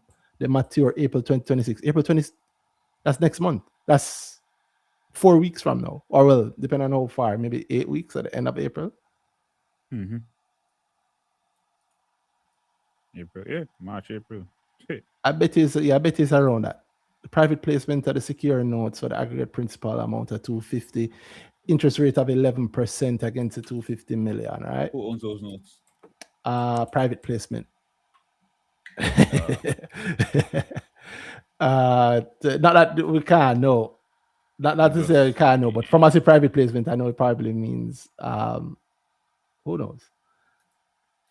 Yeah, who knows? Who knows? At current prices, too, as I said, at current prices, you have 250 mil, 11%. That's what 27.5 million. 27.5 million. Does not go very far. Well, no, that would be like interest. I had a straight line in 11% interest on the 250 million, right? And then 15 million shares. 15 million shares for that. That's like at a share price of about 183. When was the share price close to that 183? It's been a long time since it's been close to 183. Long time, my brother. Rough, you know? Yeah, but they did it to themselves. Yes, sir. That's a, yeah, I can't have a ball. They did it to themselves. Volunteered for it. Yeah. Your Jamaican grandmother who carry your feet. Yeah, boy. Yeah. Even worse. Even worse. I'm really can get something to balls for. you did not do the thing but enough for do. I ain't getting that trouble. Shae, help him with his trauma. You hear the Jamaican parenting trauma? Every memory is beaten or a threatening for beaten. Oh boy. Heavy, but yeah, I feel it. I don't feel it for them. It's interesting to see how they go through it. I mean, Then I'll go feel if I can hear them, bro. Good. That's all they can hear. Let's see how they do the again, dance. The truth is, I'll tell you that I would imagine that they know what they're walking into. The risk is in front of you, so it goes okay. Well, you know what? I think that you decide to take it. They really expected the APO to help save them. The APO was going to save them. Save them. It makes me massacred the share price even worse, but save them. So that means that how likely is it that those 15 million shares find a way to the market somehow, maybe if not directly, indirectly? The even thing they wow, it just makes me think how it is seen. Like, you truly think it's going to work? That like you don't go that far. 138 Tropical didn't both do APOs thinking. Yeah, they didn't get. Well, I'm not getting the money I'm asking for. I don't think that's a thought, you know. So and I know I expect also that to be in thought guaranteed. So then what happens at the end of the day when certain people don't really put certain money there? I mean, look on NCB and the thing there, and they don't see to clients, which I'm sure they extend to internal clients. So you think like NCB will go more on the pension funds if the report, if the audit was saying that? Do you think that? Oh, like if they would have thrown the pension money in? Yeah, if more money would go that way, if the audit, if the didn't have a revised finance audit situation. Because I'm going to invest the pension money in that thing, and the audit looks like this, and the valuation that I worked on with the previous situation, with the previous whatever, is no longer that.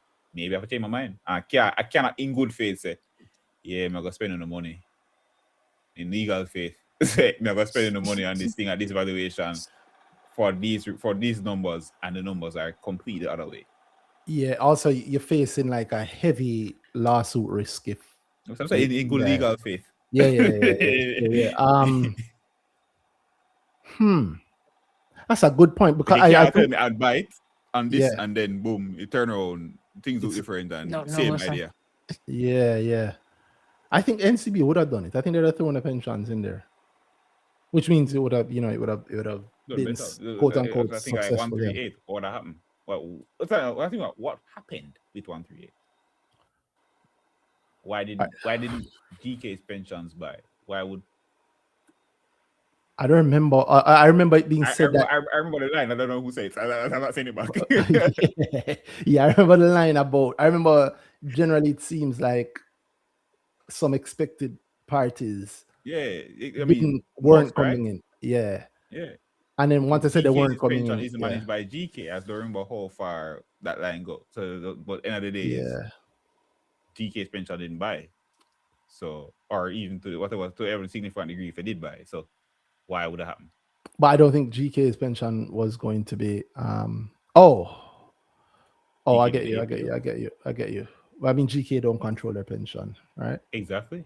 Yeah, So, but technically. but Mm, you say go so I don't me do it, but they yeah, gonna say no when me I do my thing the thing that bothers me with my about this, money. the thing that bothers me about this is how truly incidental retail is to the whole thing. Mm-hmm. Yeah. Yeah, they really don't care. They I don't mean, even not wasn't think a retail. It about wasn't a us. retail. But that's the thing. It wasn't a retail offer, and then so that makes me think again. What happened? What was the breakdown there exactly? I don't know. That's a damn good question. Um, that's a damn good question. So you see something like that, it makes me carries us right back to the Mussons point about like why wouldn't they have their own broker, their own brokerage to not have to worry Who about go stuff say like no? that. Yeah, yeah, you're right. Who's going to say no? Um, that's a damn good question. Who's going to say no? Uh,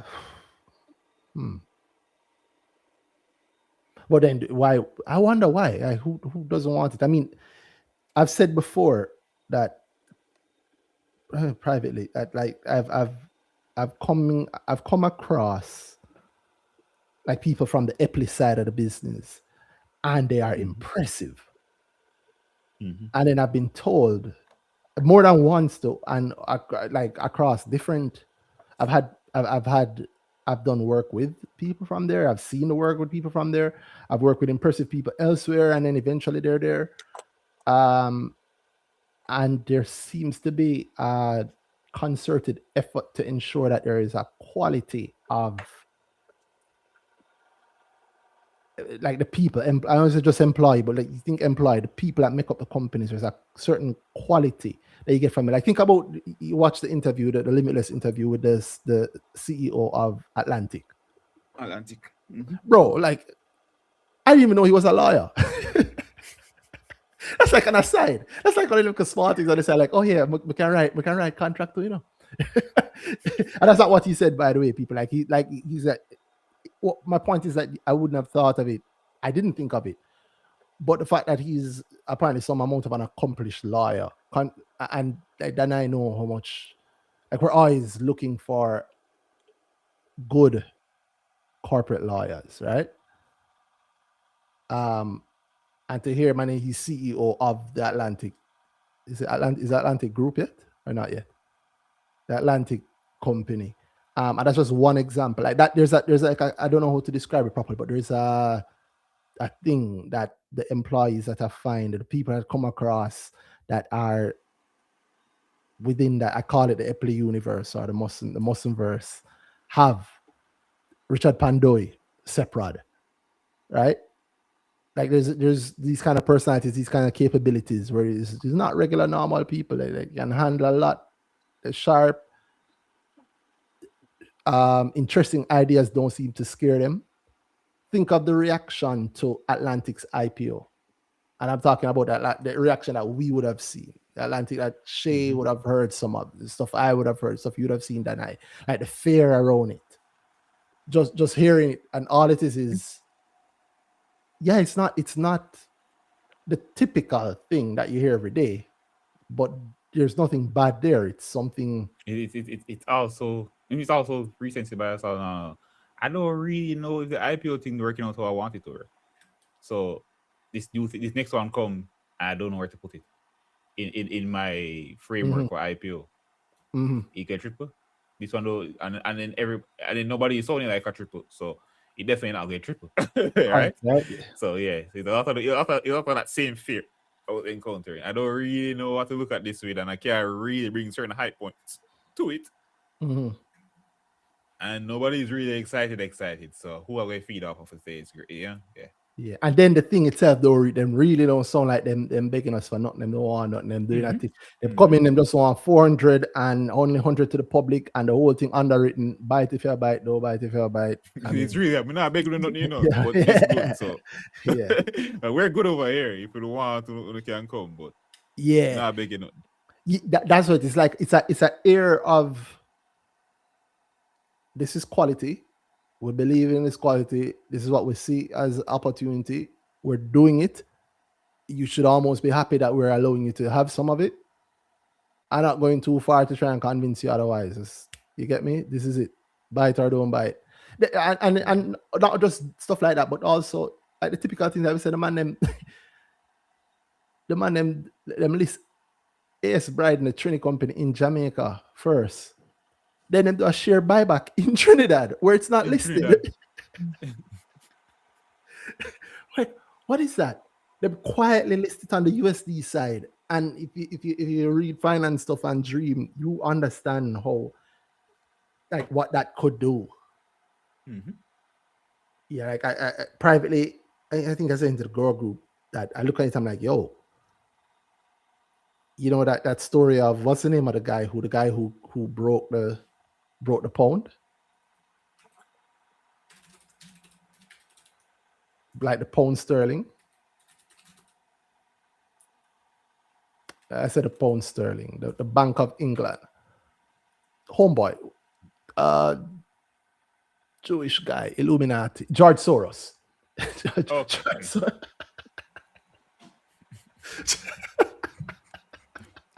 Brother. Yeah, you want trouble.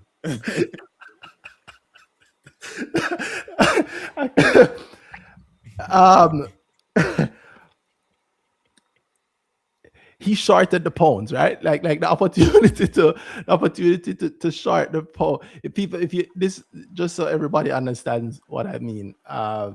This is an image. This is George Soros. So, is George Soros still alive? Is George 95? He's 95 years old.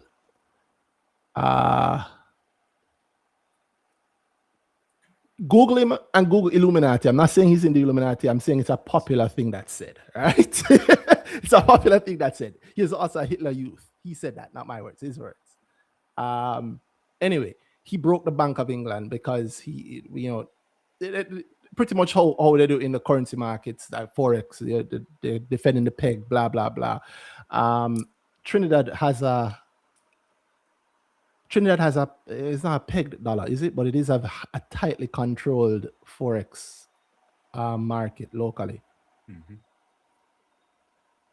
And starting to count my words ahead. I want to say what I don't want to say. And yeah, AS Bryden, the Trini company, is listed in Jamaica and it's listed in 2 currencies. And PB Scott's Mussons company controls that. And AS Bryden does business in Trinidad. And AS Bryden, I believe, has made it very, very clear, or are they now? They are listed in Trinidad now, no? Yes. They are listed on the TTSC, correct. A very, very clean listing to a very, this is the rules, this is how we do it. And it's the same way they're listed in Jamaica, right? They're listed by introduction. Long before it was a lovely hype thing, we had AS Bryden listed by introduction in Jamaica. They're also listed in TT. Right? No. The power of a cash equivalent in 2 currencies in 2 countries, and one of those countries is a country that tightly controls its foreign exchange, but the other country doesn't have as tight of controls on its foreign exchange, but you control that company that's listed in both things. So if you understand that, you understand the term pari passu. It's a powerful man. Could be the next George Soros. It's a powerful man. That's a powerful thing. Yeah, it's a powerful thing. Sorry, Finance Nerd Fridays. Anyway, Shae, what did you think of this stuff? For the stuff that you could hear while we were gone, what do you think about the whole Musson-verse? Sounds very, very much like I'd like to do a visual representation. I think that would feel good in my brain. It sounds so interesting and exciting. But you want to see it all. I'm like you. I want to see it all laid out. Like I said, I had a way that I want to show it, but it I'm hesitant to share it. So when I get it right, I'll share. And if I don't get it right, I guess I'll never see the light of day. But it is. But It yeah, is there's no way you can live here and not get touch. some kind of contact. Because Mhm. if it's not, I mean, separate is in all kinds of things that we use every day. Mhm. Just regular life stuff. And if that don't touch you, all right, insurance will go touch you then, or something. There's going to be some So, part of it that you're going to be interacting with Yo, at some general point. general accident. One time when I have taxis on the road, a Gina alone could I get insurance? A Gina can key. That's true. mhm. A Gina can key. Key insure the Ying and Gina insure the red plates. That's the truth. That's the truth. Like if you go to you can nice and go up to ICWI, they're gonna nicely send you right. We don't really cover that. Have you tried general accident? They're on half a tree road. You don't stand and tell me that. Worse Yeah. after let me use what my employee told me. Them lick your car. Worse after them did lick the car the first time, nobody else was gonna insure it after that. It was only general accident. So they lick your car. You know Yeah. what I'm doing it. he was only driving. He was only driving. I know my car, I know my lick. Oh shoot. Yeah. Trust me, you all get gray hairs, have taxis on the road. That was an exciting time in life. There's ways to it. I'd do it again actually. And I'd probably only be able to insure general accident again. But think about that. Most people still don't own a car. Most people won't drive. And even when people have cars, you'll being able to lock a Might work certain in a kind of building thing. that's insured by general accident. Say that again? You might work in a building that's insured by general accident. That's true. You might work. That's true. That's true. That's true. There's so much. One of the many. One of the many. PBS. I mean, if you have a job, who knows? PBS used to be Xerox. Mm-hmm. And they know Atlantic in the works, and it's really hard to just not have a hammer and nail that touch your house. Yeah. Yo. You want cement? There's carb cement. You want cheap cement? There's CH. Well, that's not Mussons yet. That's not Mussons yet. There's nothing Mussons touching CHL. I said that. Let me actually go and check. Let me actually check.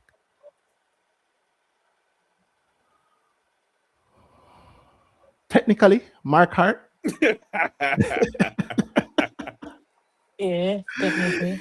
Technically, Mark Hart. Mark Hart is via one team name. Sportswear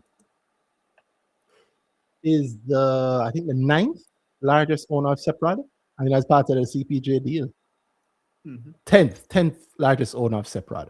1.55% of Seprod. And then the other was the other one that he had to. Is it carry prop? I remember sportswear carry prop. So technically, I mean, damn, look on Seprad's top 10. Mussons, government, Facey, which is owned by Mussons, Musson Investments, Stony Hill Capital, which owns them, Panmar, which I believe is linked somehow. I could be wrong. No. Well, his CEO, Richard Pando, is connected to Panmar. Or maybe his wife, Panmar. Pandoim. Yeah, okay. GK pension, carry prop, government, sports. Wow. So if I'm grouping them the way I tend to group these things, it's Mussons, government, and GK's pension.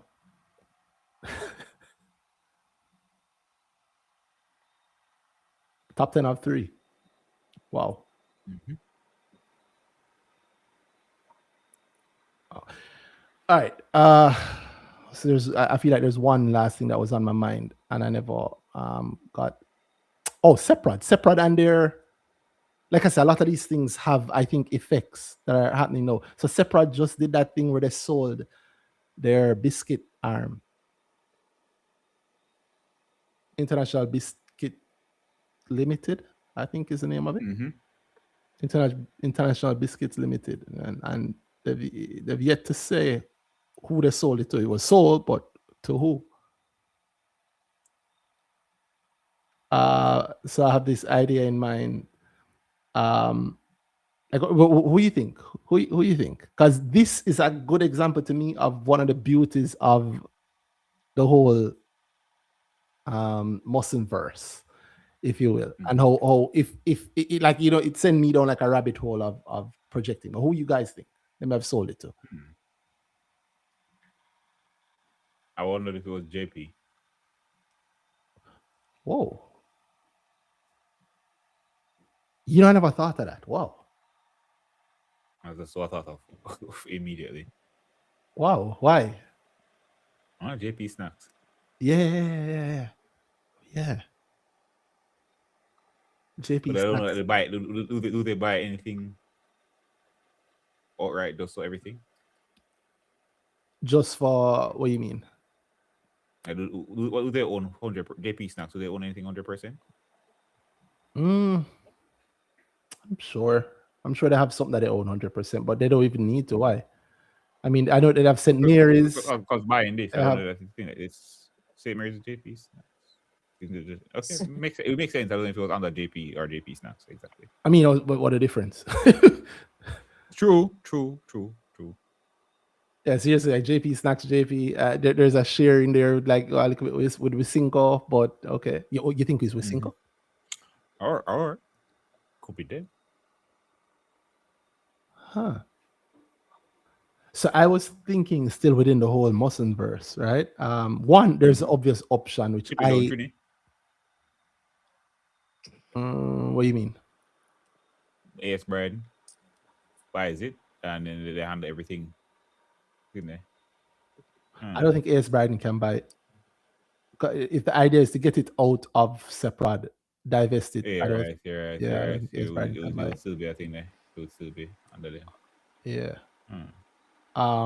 Okay, so yeah, I'm blank there. Didn't think of it.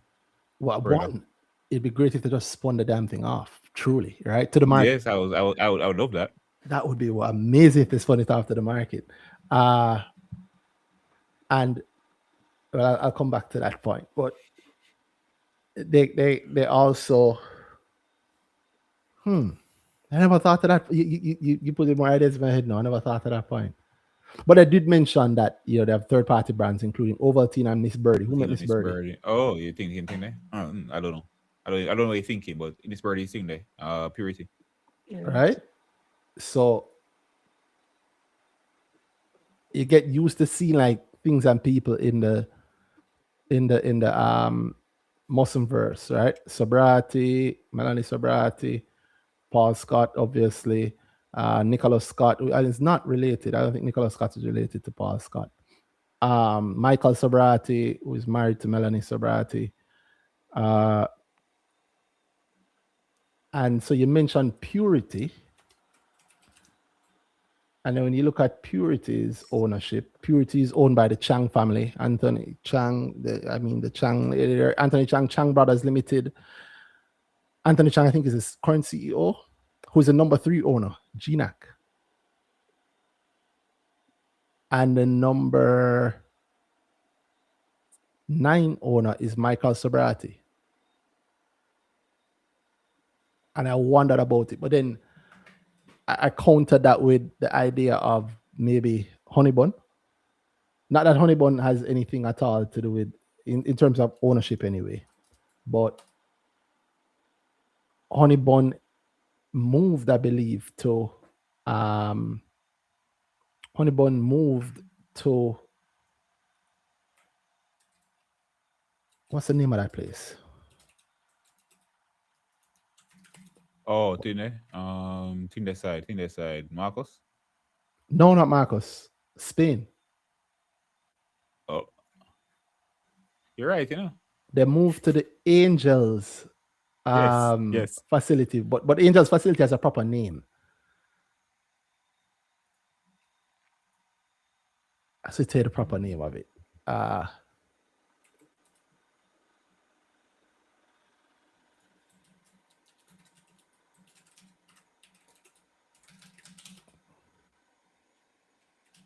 It's an industrial park. The MJS, yeah. They put 400 million into their expansion and Honeybun, and they moved to the I'll tell you, the MJS Industrial and Technology Park in Angels, St. Catherine, right?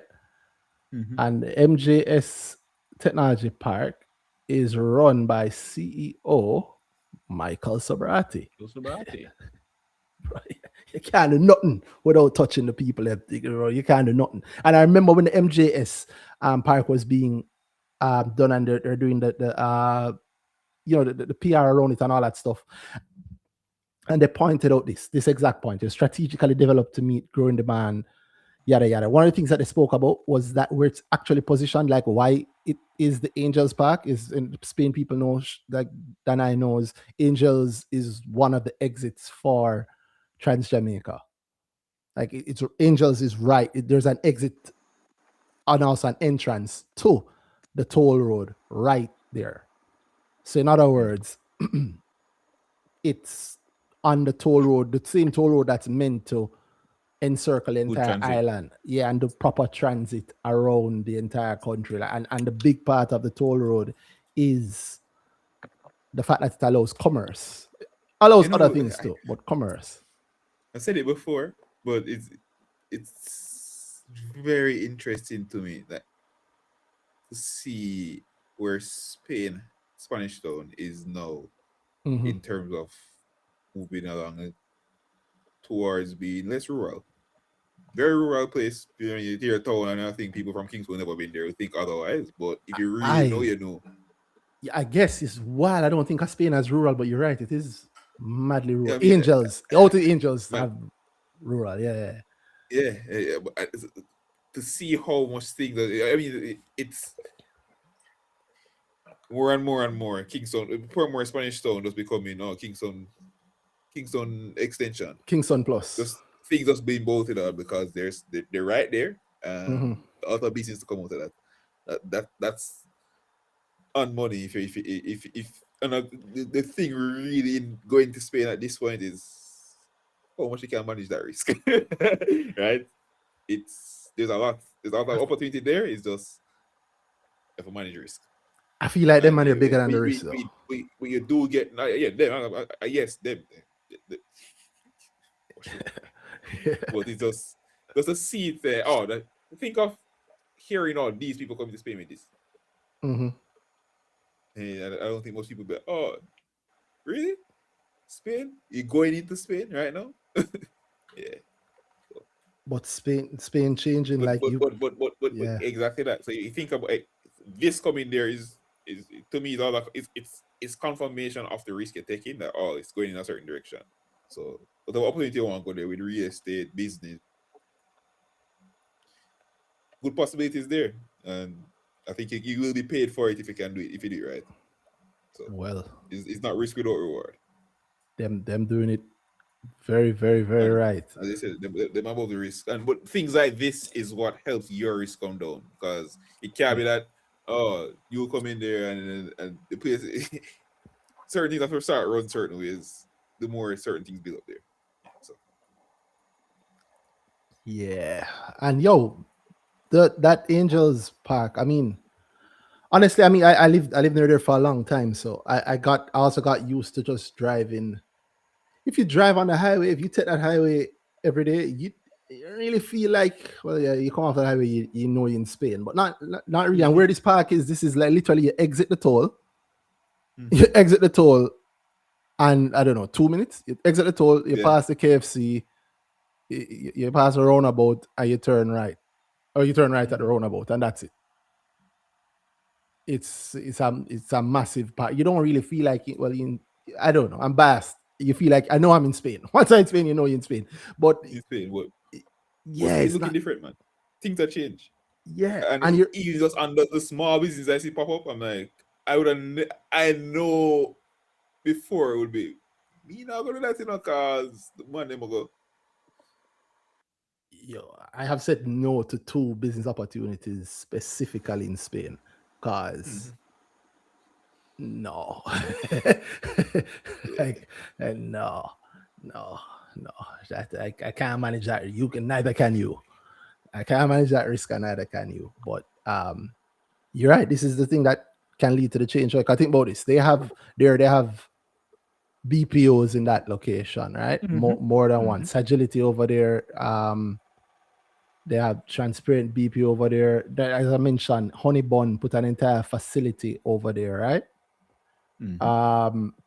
Those people that are working there, some simple things. Them have cars to drive and for buy gas. They have to eat food, right?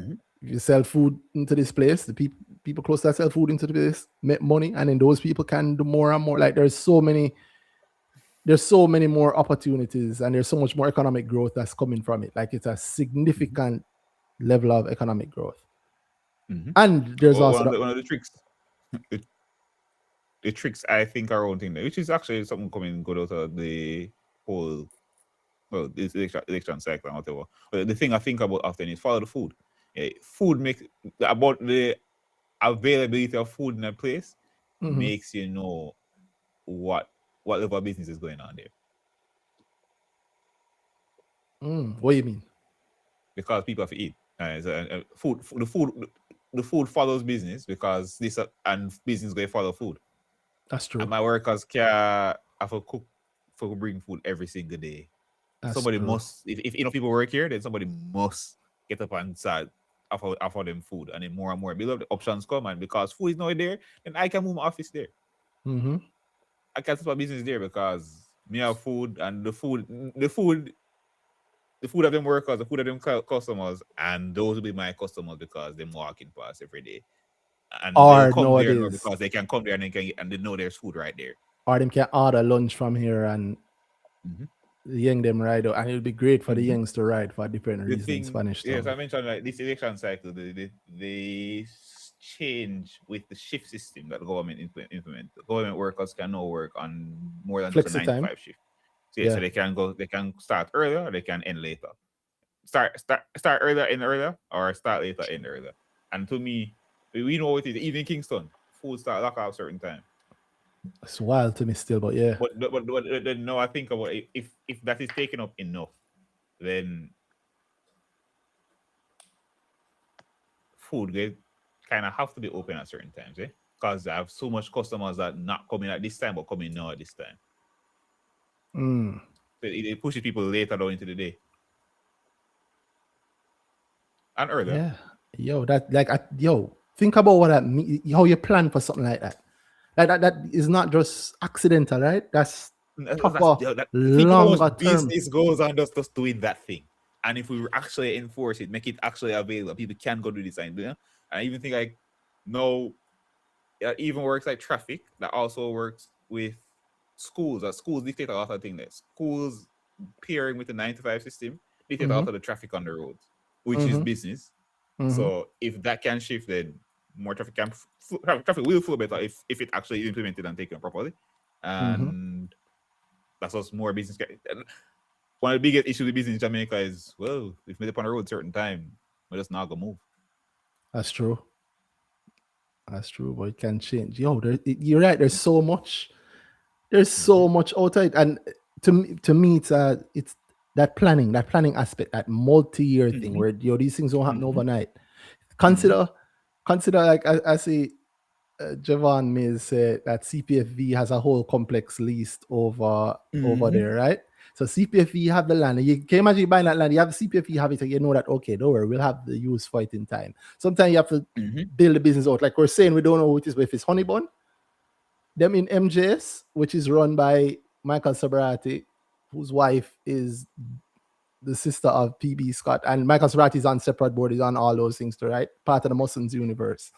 If it's within Purity, Sabrati owns part of Purity. And that's, I think, maybe closer to the Mussons universe. Then going back to the planning point, you think about how long something like that would take. So if you, again, I say, you come off of the toll, one corner, roundabout, right turn, and you're there.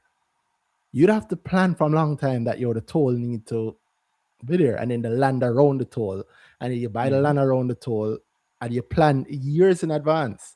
And then you also earn along the way. The vision. Yo, consider this. Like you don't see it now, but if you jump back, I jump back 2 years, December 2023. Who's the third biggest owner of Trans Jamaica? Mussons. And they sold it. No, I don't think anybody has sold more Trans Jamaica. Well, maybe the government. Only the government has sold more Trans Jamaica shares than Mussons. If you jump now to the last report that we have from Trans Jamaica, December 2025, Mussons no longer is in the top 10. Maybe them in they're below that, but they sold their way. Look at the top 10 now. They had 700 million shares. Let me jump back and see. Yeah. End of 2023, they had 767 million shares. So they have more shares. They had more shares then than a lot of the top 10 owns now. That's true. So that's weight. In fact, only the number one shareholder has an amount more than them. So their shares at their 700 something is more than the number two shareholder right now. That's true. Let me jump to 2021 and see what they actually had. Yeah, 67, and they were buying back then 2021. Yo, can you imagine that vision? And and I mean, I said the Spanish Town thing and whatever, but I didn't really think here, right? They saw this. The thing I'm talking about now is the thing they saw happening and making it happen ahead of time. And I said Spanish Town and I said thing there, but that Spanish Town and Portmore, they've been in the Kingston Part 2. Kingston Part 3 is moving now. Yeah. St. Thomas is right there. Who owned the whole of St. Thomas? Who owned the whole of St. Thomas? And think about the infrastructure work that they have. The infrastructure thing they've been working on the Spanish Town Cayman side with the water. Yes. That's one of my biggest dots. That's one of my biggest dots on SVL. But then I think also one of the biggest dots on Musson, because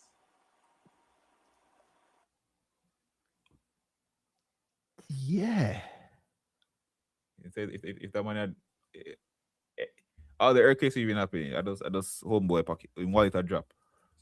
Kind of heavy, every now and then he can't hold on to it. His fingers get tired, so he drop it. Let me get him a 6.3. Yo. Also, it's good to have that kind of vision because, again, I'm biased. Danhai biased too. When you spend any time in Spain, you're biased towards what Spain means something else if you live there. Yeah. Yes. But to look on it and go, no, this can be great. Again, I guess it used to be great back when we couldn't say it. Makes being great again. Yeah, makes being great again. Yeah.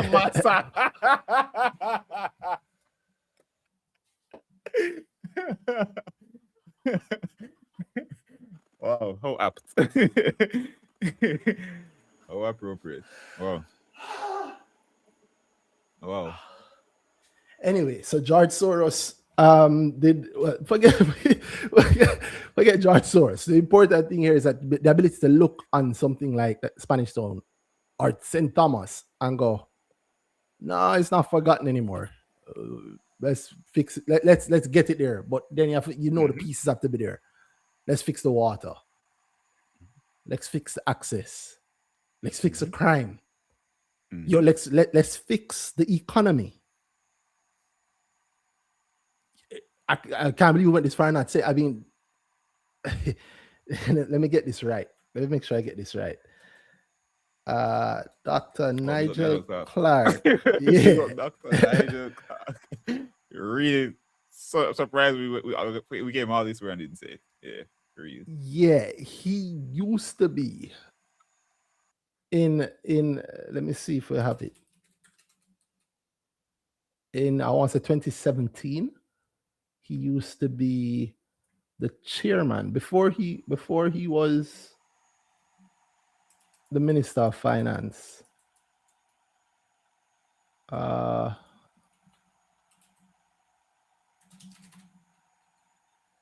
Yeah, he used to be chairman of EPLI. Yo, there's something about the people in that little circle. It's not normal people.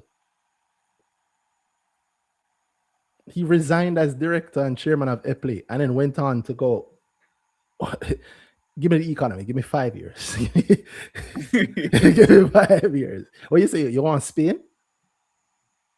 Yeah, the Spain. Anybody from Spanish don't understand this conversation differently. Then I know. Then I remember. Was it? Was you and I driving Danhai when the tire place near Tasman? And like I almost crashed. I'm driving. I'm going. Tire where? It's just a different conversation if you're from Spanish Town. Like to open businesses, like it really has changed. I guess this is within the universe also of yeah, wow.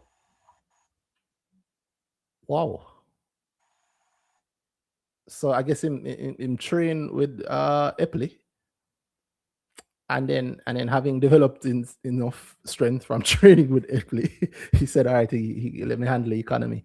I don't have to defend or talk about. Everybody know what happened here. Love him or hate him. I mean, look at the economy. Yeah, look at the market. Look at the economy. Yeah. Wow. I never ever remember this. I never remember this. I didn't even think of it at all. Yeah. I remember this or the Trans-Jamaica point. I thought the Trans-Jamaica was I mean, I was going to mention it at the start because my original thought to mention it was, remember, say Trans-Jamaica used to be part of the thing that when you asked for the image, but I was like, he's not there anymore. So. And just quietly, and he's selling. Quietly sell heavily, sell billions from selling it because they're there from early out.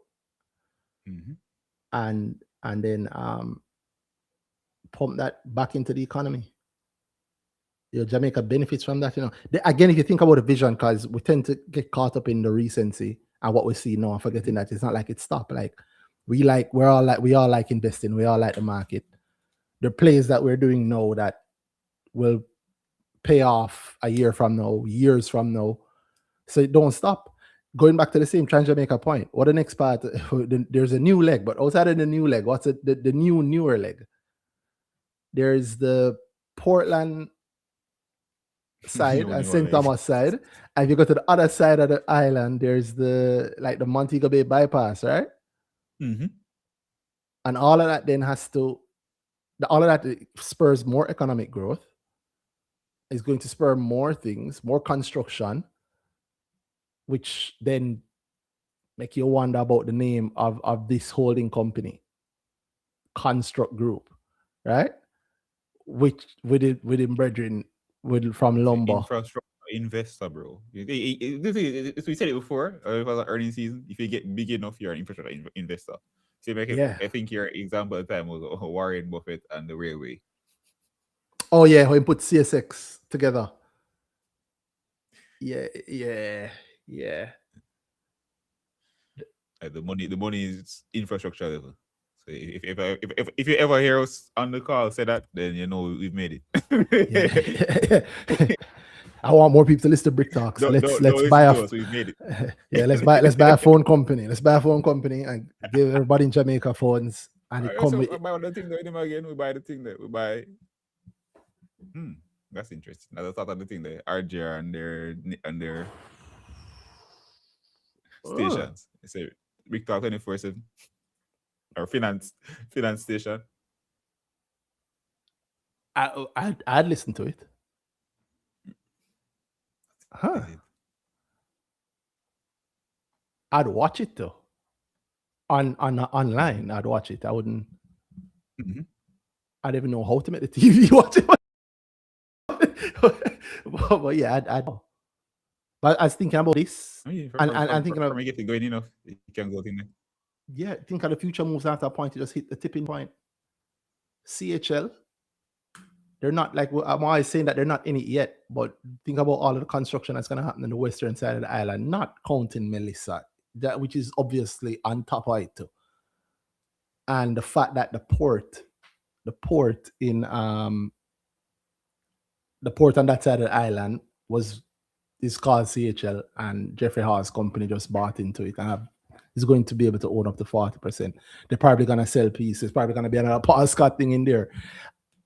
And then all of the construction that have to happen around that side, all of the hotel construction all of the repairs that have to happen going back to CH. Like you see these things way ahead of time, but to make those moves, to look at it and go, yo, for that level of construction that we know we have coming, we know from now, Carib cement too expensive.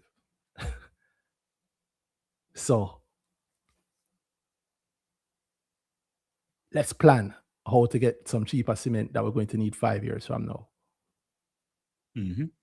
That is wild.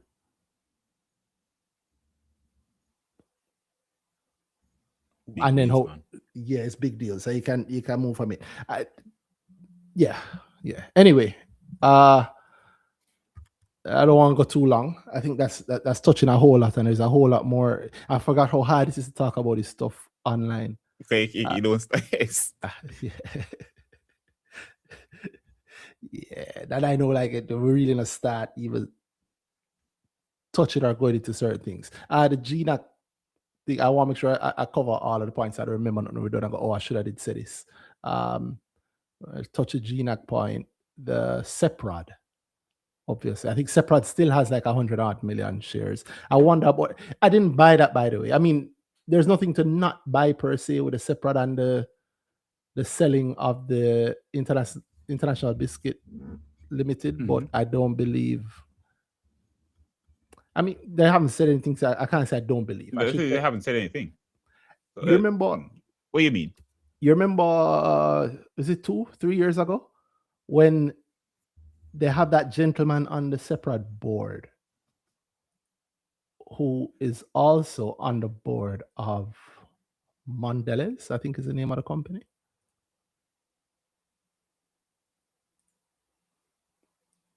Is it? Give me the name. I want to say it's Ron Schindler. Could be wrong.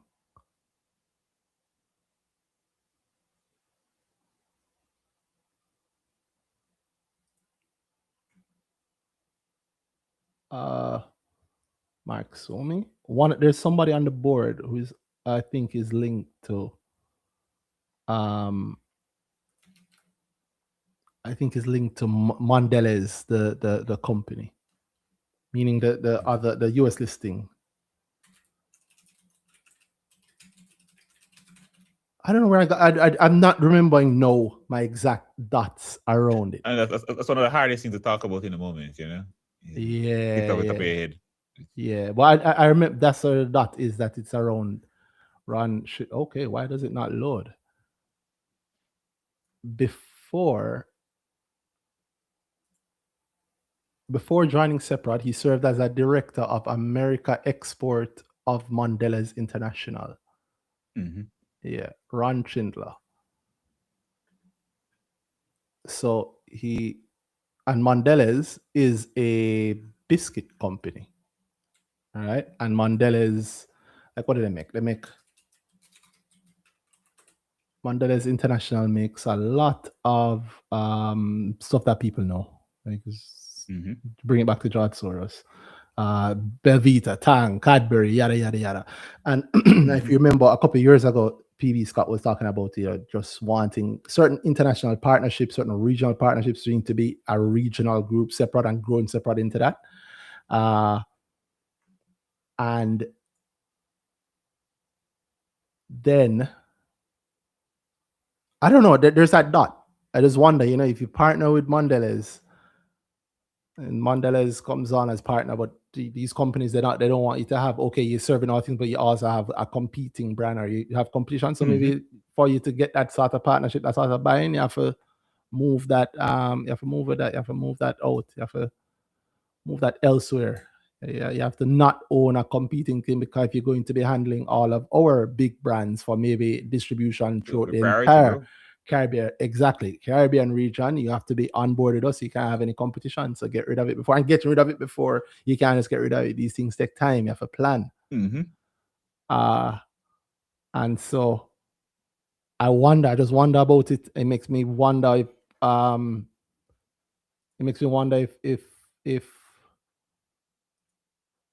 you wonder if there's something there. Of course, it could be nothing, but you wonder if there is something there. And again, it could be nothing. We're way down the road of my dreaming. Hopes and dreams. Yeah, hopes and dreams. But these are the signs of it. They either way, they divest in it, right? So they get rid of it, and the road is free, and they're still doing the distribution for it, but they're not doing the manufacturing anymore, because maybe you're manufacturing for something else, and that's coming, you require this sort of thing, and maybe you require bigger facilities, so you have all these places, and you require the ability to easily distribute throughout the whole island, so you ensure that the country has wonderful highways and so on. And then you, of course, need a regional touch. So if you think about it, separate has spread its wings across. They go Guyana, they go Trinidad. I think outside of Trinidad, they go Barbados too. With did they touch a piece of that ringtail thing? I know ringtail is heavily with Cinco, but there was long before everybody was talking about ringtail. There was something, or it was something around there's something there. That's kicking a bell somewhere. So they touched the whole region, and you have the distribution for the whole region. And then when you get a strong international partner like that, maybe a strong international partner comes in and buys a nice chunk.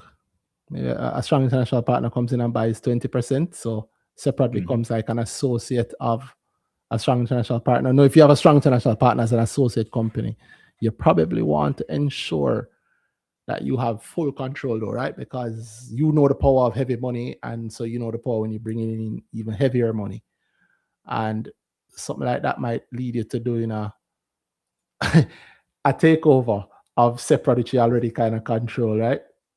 All the time, I always laugh whenever I remember the takeover bid for separate, where the reasoning behind it, like, it's because they bought 1,000 and so they bought like 1,066 extra shares to push them right over the takeover limit. Yeah, to me it was just like, let's go ahead and just make sure that we have that over 50%, just to make sure that things are what they are, just before you bring in the big dogs, the bigger dogs. Yeah, that's a massive point, I think, to me.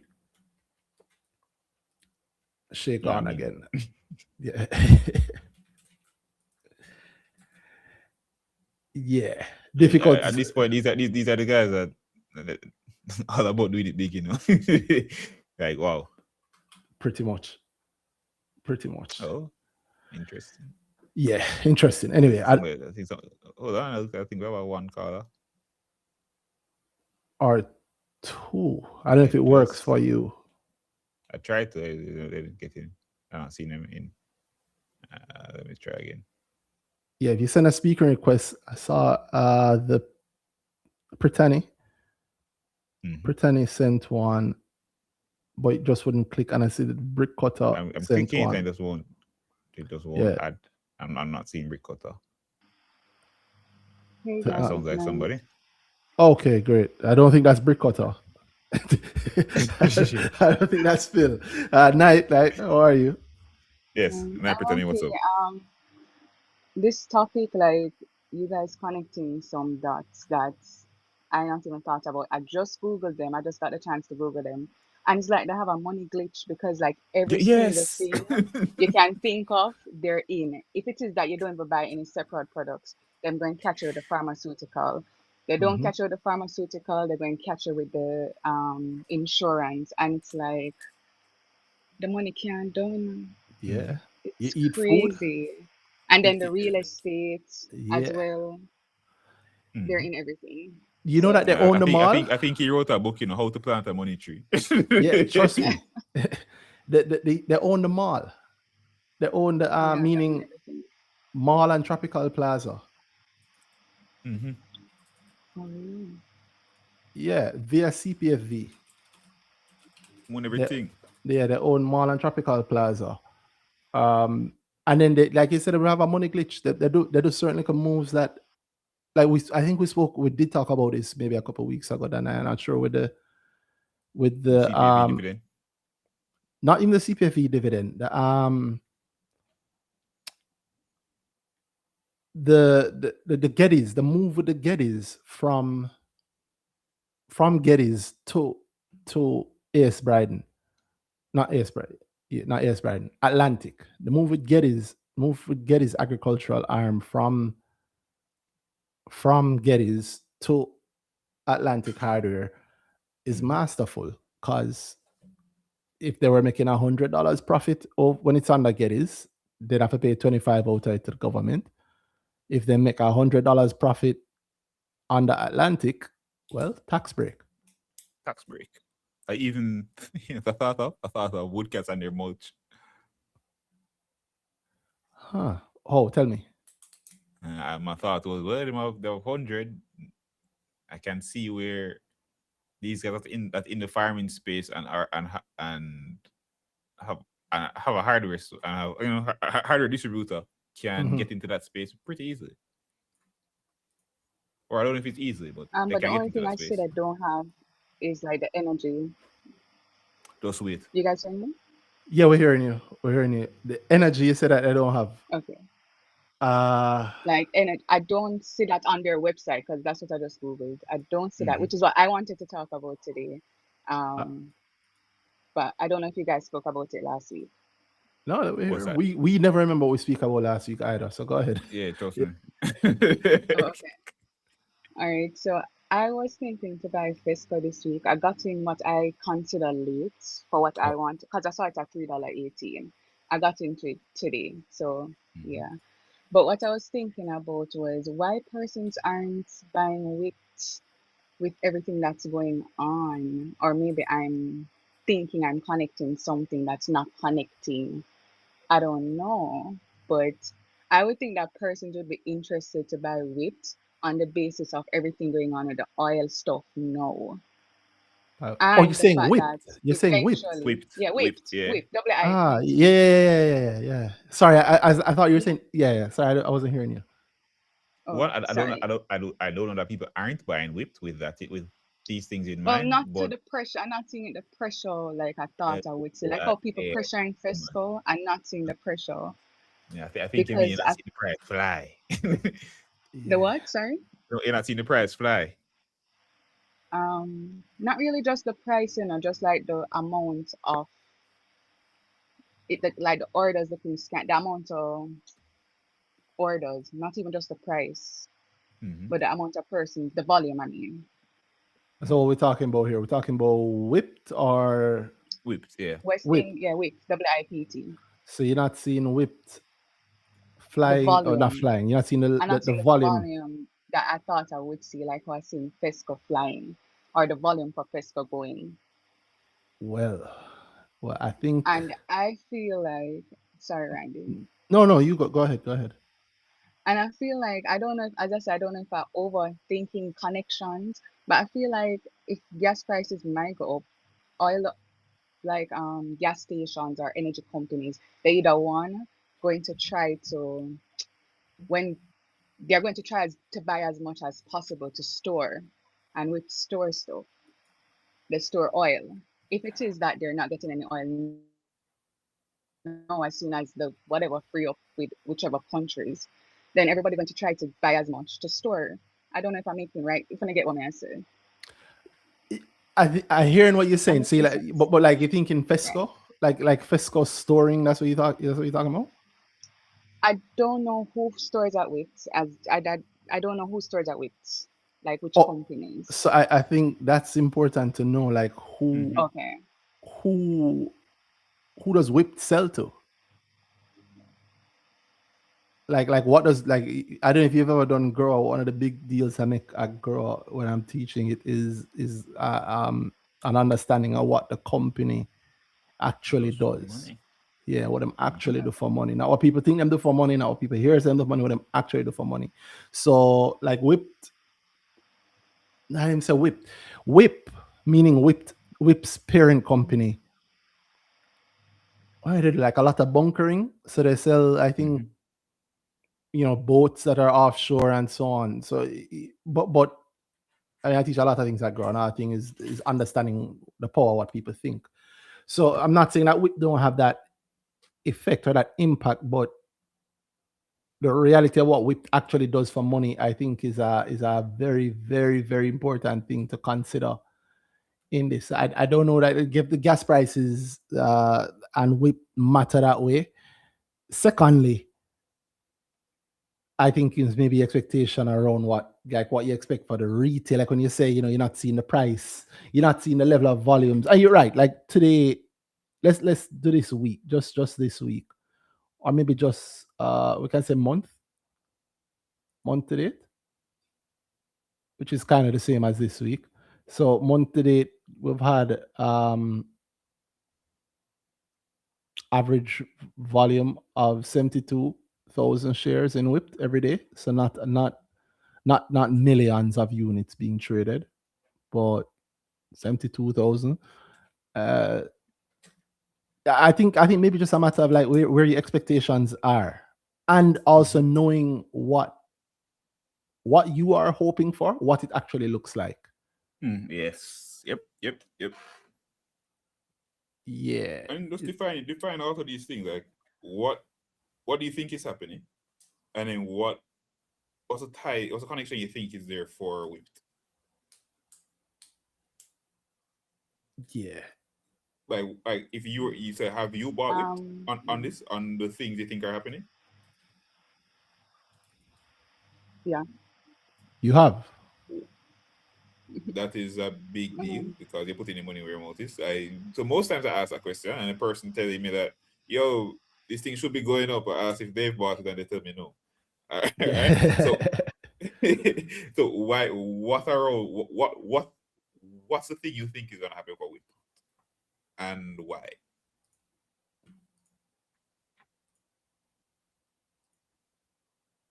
oh, you asking me now, or No, like yeah, I'm yeah, just yeah. Yeah, Yo, interested. I'm asking you. yeah, So you're you actually, bought. So I want to yeah, know what you're thinking. And it's the big deal often. What I mentioned that people often don't do the thing they think everybody else should do Hmm. is it's everybody must do it and I mustn't do it. But like so they rationalize a thing and they think everybody else should be doing the thing, and they don't do it themselves. So then the real question is, why would you do it? Why would somebody else do it if you wouldn't do it? Well, you've done it. So the question really is, why have you done it?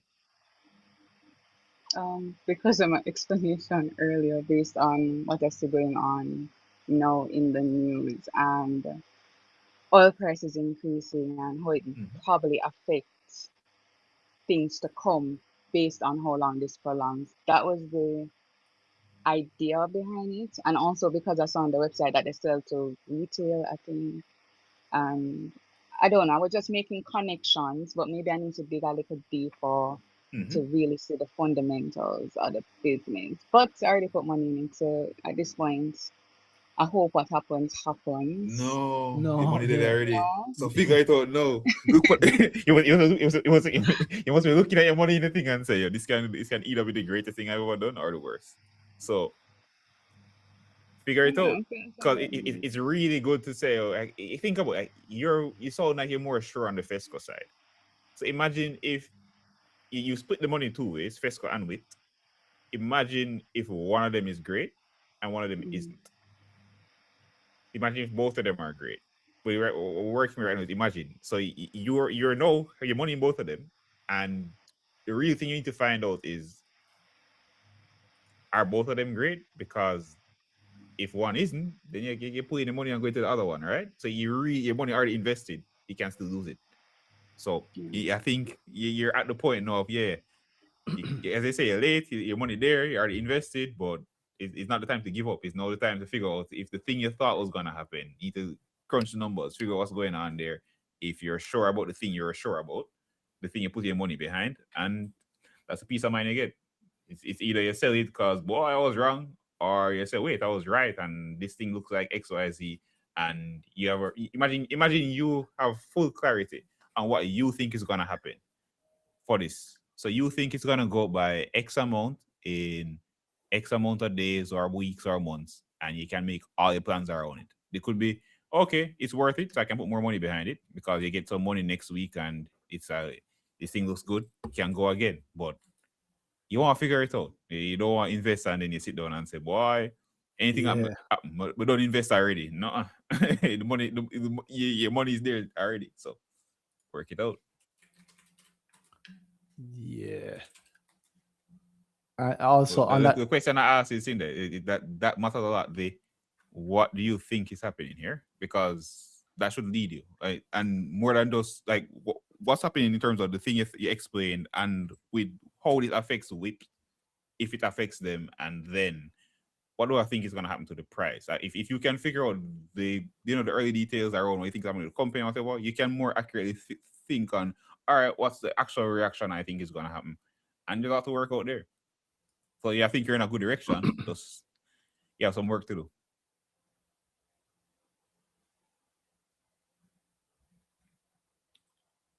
Yeah. And but the thing you, no, sorry if you're going if finish. It's very much along the lines of you think the thing you asked earlier on, do I think like why nobody else reacting or whatever. But then think about how unsure you sound around why you're doing the thing you're doing. If you would do this on this uncertainty, then imagine you're now sure of what's happening, and you would then be more sure of why everybody's doing the thing that they're doing. If even you can get imagine you work imagine you work it out and you realize, oh, so the thing I think is happening and everybody else just late. Like you're not complaining anymore, right? It's just like, oh, I can buy more before the price run up if this thing is really happening. Yeah. To be honest, I was feeling sure throughout today, especially buying. I felt sure. But it's when Randy said like, do you know like the fundamentals of the business? I was like, I kind of did read some stuff, but do I really know deep down what they do? Like, what's the major Mm-hmm. revenue or major branch or that they get most of their revenue from, basically. Mm-hmm. So that kind of makes me a bit unsure, but today I was feeling confident about what I was doing. And don't worry, it's a good thing. So I Some of okay. my worst moments is, oh, I feel so sure about this, and then Randy says something. Yeah. Yo, me too. Me too. Me too. There's a whole heap of moments where I also have to ask me something. I'm like, oh God, it mash up the whole of my idea. This great. Yeah, I am prone to these wonderful ideas that I don't know. It can blow up all the time. But I will show like I don't want you to lose your confidence, but the way to get the confidence is to Mm-hmm. actually know more about the thing, right? Mm-hmm. There was an interview with, and I'm going from. Show you I'm going from, so you guys can see what I'm doing. It's not anything secret or whatever. It's just on my money JA. One of the things that we have is we'll collate all of the news, so it's easy for you to keep track. And I remember seeing this today. I didn't read it, but I remember seeing the headline. And the headline alone, I think, is worth. I think it was Khalila's. Was it Khalila's Money Media that had something? I think she'd done an interview. No, I didn't watch the interview, but they often have. You'll see it as soon as I see it. There we go. More whip terminal shares coming soon. Chairman of the West Indies Petroleum Terminal, Charles Chambers, says more shares will enter the market soon after months of tight supply and soaring prices. Just that line alone. I'm not trying to make you. I'm not trying to make you feel bad. Bro, read it out. Read it down. Read it further. The company, which listed on the JSE by introduction last year, seen its stock climb sharply from 50 to more than 10, while limited selling from major shareholders. Trade has been thin. Speaking on taking stock, with Khalila Reynolds, Chambers explained that the blackout period is a standard with ahead of the release of the annual financial statements. During that time, insiders are barred from trading. Once annual financials are published in a couple weeks, insiders will be allowed to trade again, he said, noting that additional shares are expected to become available.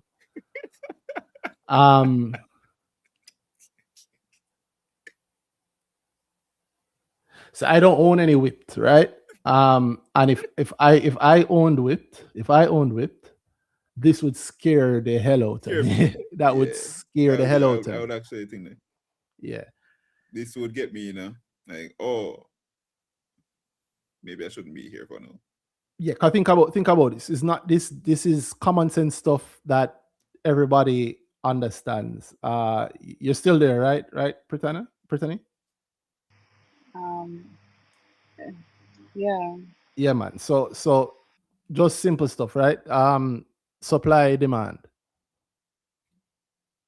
You know how that tends to work generally, right? If something is in high demand, the supply is low, what happens to the price?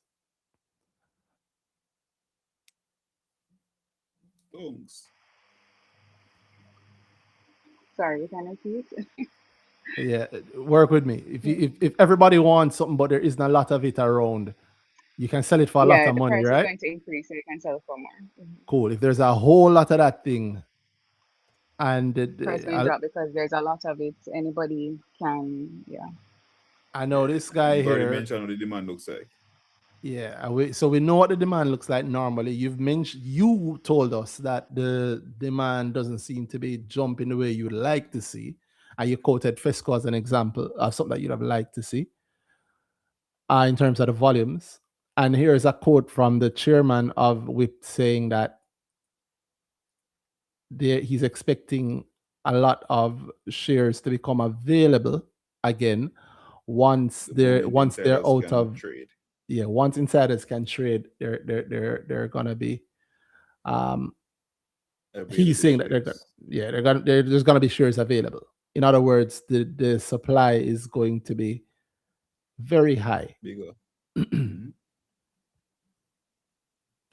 So if the supply goes up but the demand stays the same, what are you expecting?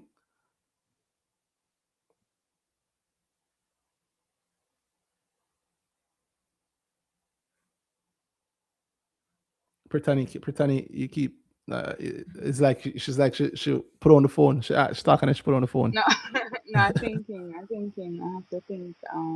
You know what the answer is I already. You know, is that a question? I know the answer. Yeah, I know the answer. No, I don't know how accurate that is, because they did publish their unaudited, but maybe it is that they're under.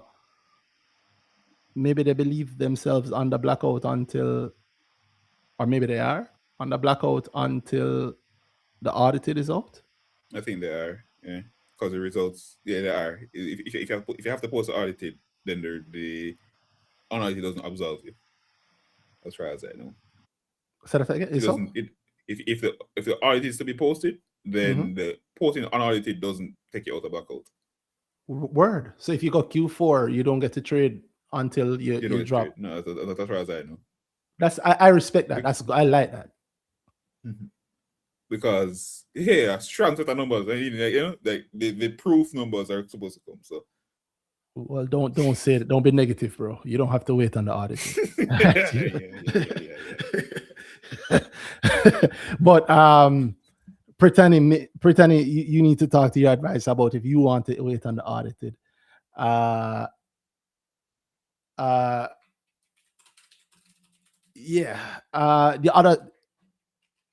The other point is you mentioned Fesco. You say you bought Fesco also. Yeah, I had some Fesco. Yeah, I had some Fesco already, so I just bought some more. Mm-hmm. Okay, okay. Just because the general buzz around it now. No, not really that. It was before that. I should have bought some before, but yeah, maybe now I've gotten the push a bit, so I'm not going to lie. Or you see the price and say, wait there. The buyer's supposed to make could have been cheaper. I'm gonna hurry up and do it. I saw it from Monday. No, I saw it at $3.18. I said, and I said, let me just get in because I said I was going to buy before, and I never buy. So yeah, So you end up buying at what price? I bought it at 3.49. You bought it Yeah, today. you know what there today. I mean, it's okay because I had some more before, so kind of the average. Yeah, I Yeah. bought it today. Yeah, so you average. So you didn't really buy while you bought at 349. The average price is much lower. Use my money, Jay, and you can know how much you buy. You bought it Not at. sure. Yeah. Uh I don't know. I mean, what are your thoughts on Fisco? Mm-hmm. Just the buzz you think It's just a happening around it? company that I've no, not that. I've had so it's kind of like I know you shouldn't get like this with stocks, but it's kind of one of those stocks, and it's because I used to listen to you guys in 2022 as well Mm-hmm. that I have a different love for Fesco because that was the first stock I ever saw like where it can be actually used for something in the real world. So Mm. I always buy it because of that.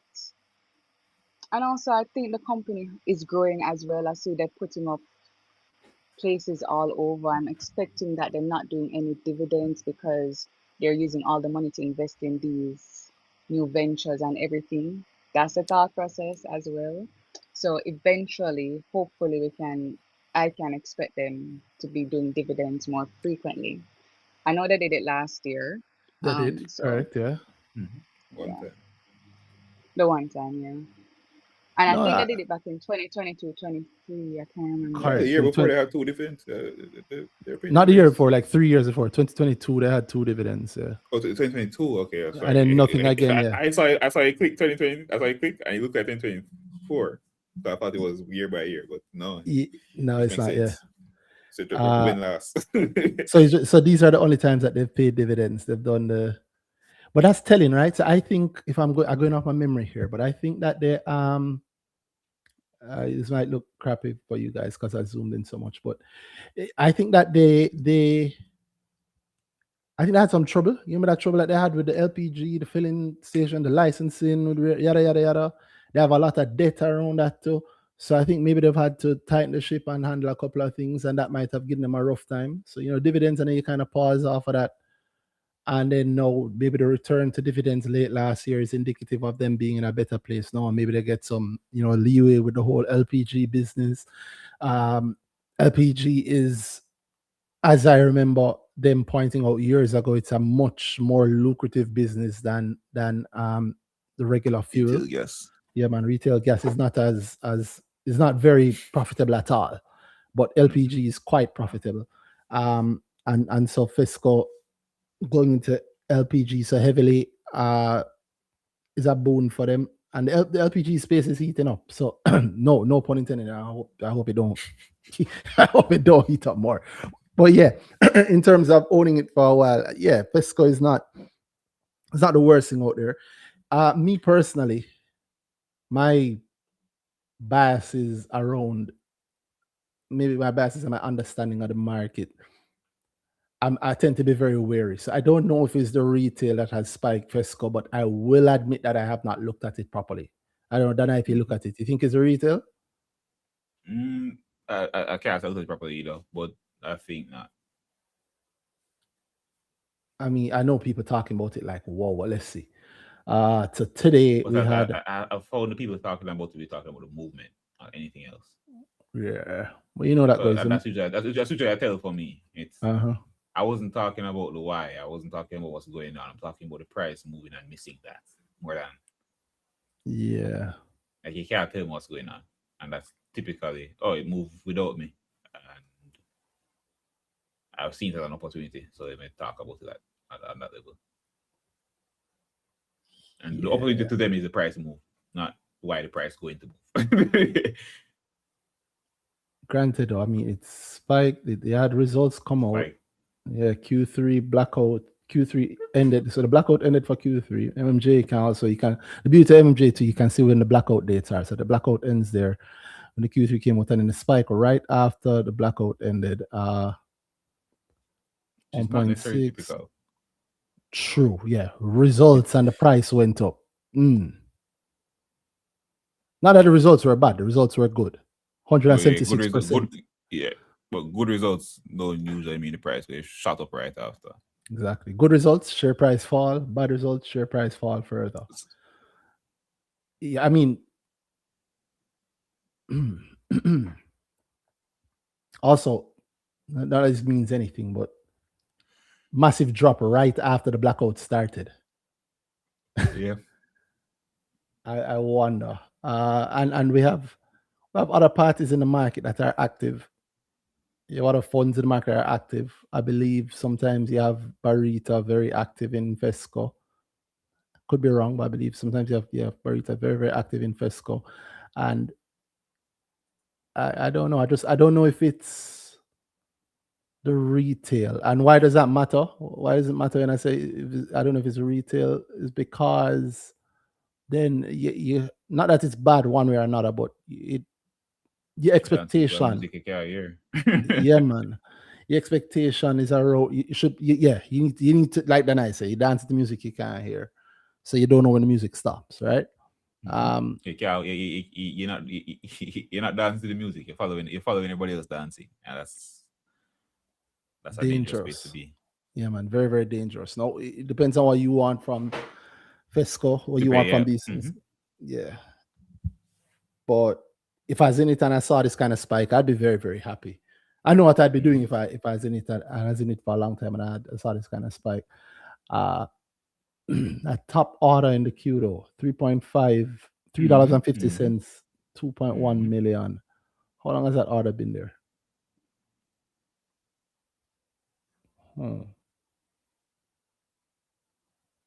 Let's see.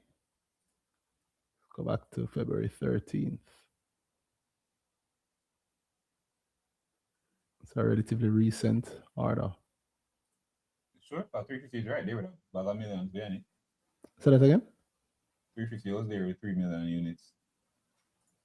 On the 13th? Yep. 27.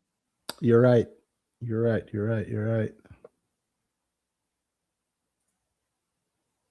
February 20th. So it's been there a while. Okay.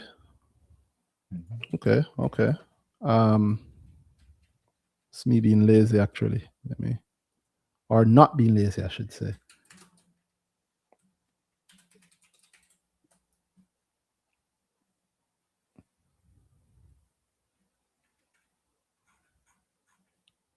I don't know how long it's been there. So I'm wondering if it's that it got bought down to it. It's a very it's a very where I wonder because it's now a wall, but who knows? Because suppose the wall gets removed or the wall fall or who knows? I saw that tweet from Berry asking about Fesco, which I mean it was an interesting tweet. It's an interesting tweet. I'm not thinking that this is retail though. That order has been there from January, from the start of the year. The start of the year, not the exact start, but like the middle of January. That order has been there, and it's there now. So I can't. Who knows? But pretending, I mean, listen to stuff that I say. You maybe want to go and see Danhai, ask him how it actually go. Ask him one thing. He can actually look at your portfolio and give you a personalized, proper view for you. If you want to learn how it go, if you haven't done Grow already, I encourage you to come to Grow. Have you done Grow before? No, I haven't. Yeah, you'd benefit a lot from it. Yeah, you'd benefit a whole lot from it. So I'd encourage you to come and grow. Grow does well now sensor, so True, I true, see it. true. So I'd strongly encourage that. And it will help you in situations like this because, I mean, it might seem simple, but something as simple as people see this headline and think, wow, that's good. Because if you remember, people are saying, oh, I can't get none of the whipped shares. So, Yep, it's yeah, very interesting. yeah, I think this was written against I believe so as well. yeah, like, hey, no, you'll be able to get it. I did Have own you some. ever seen situations where they're like, I mean, is it a given that it's gonna whatever? Like, Well, this is the CEO, chairman. I don't know if it's chairman and CEO, but it's somebody who knows, right? So him saying that there's going to be unexpected to be a lot more shares, I think. Sounds like there's gonna be like some. Yeah, he know he owns. He knows of something. He knows of people with shares that will make them available. Yeah, That's how I take it. yeah.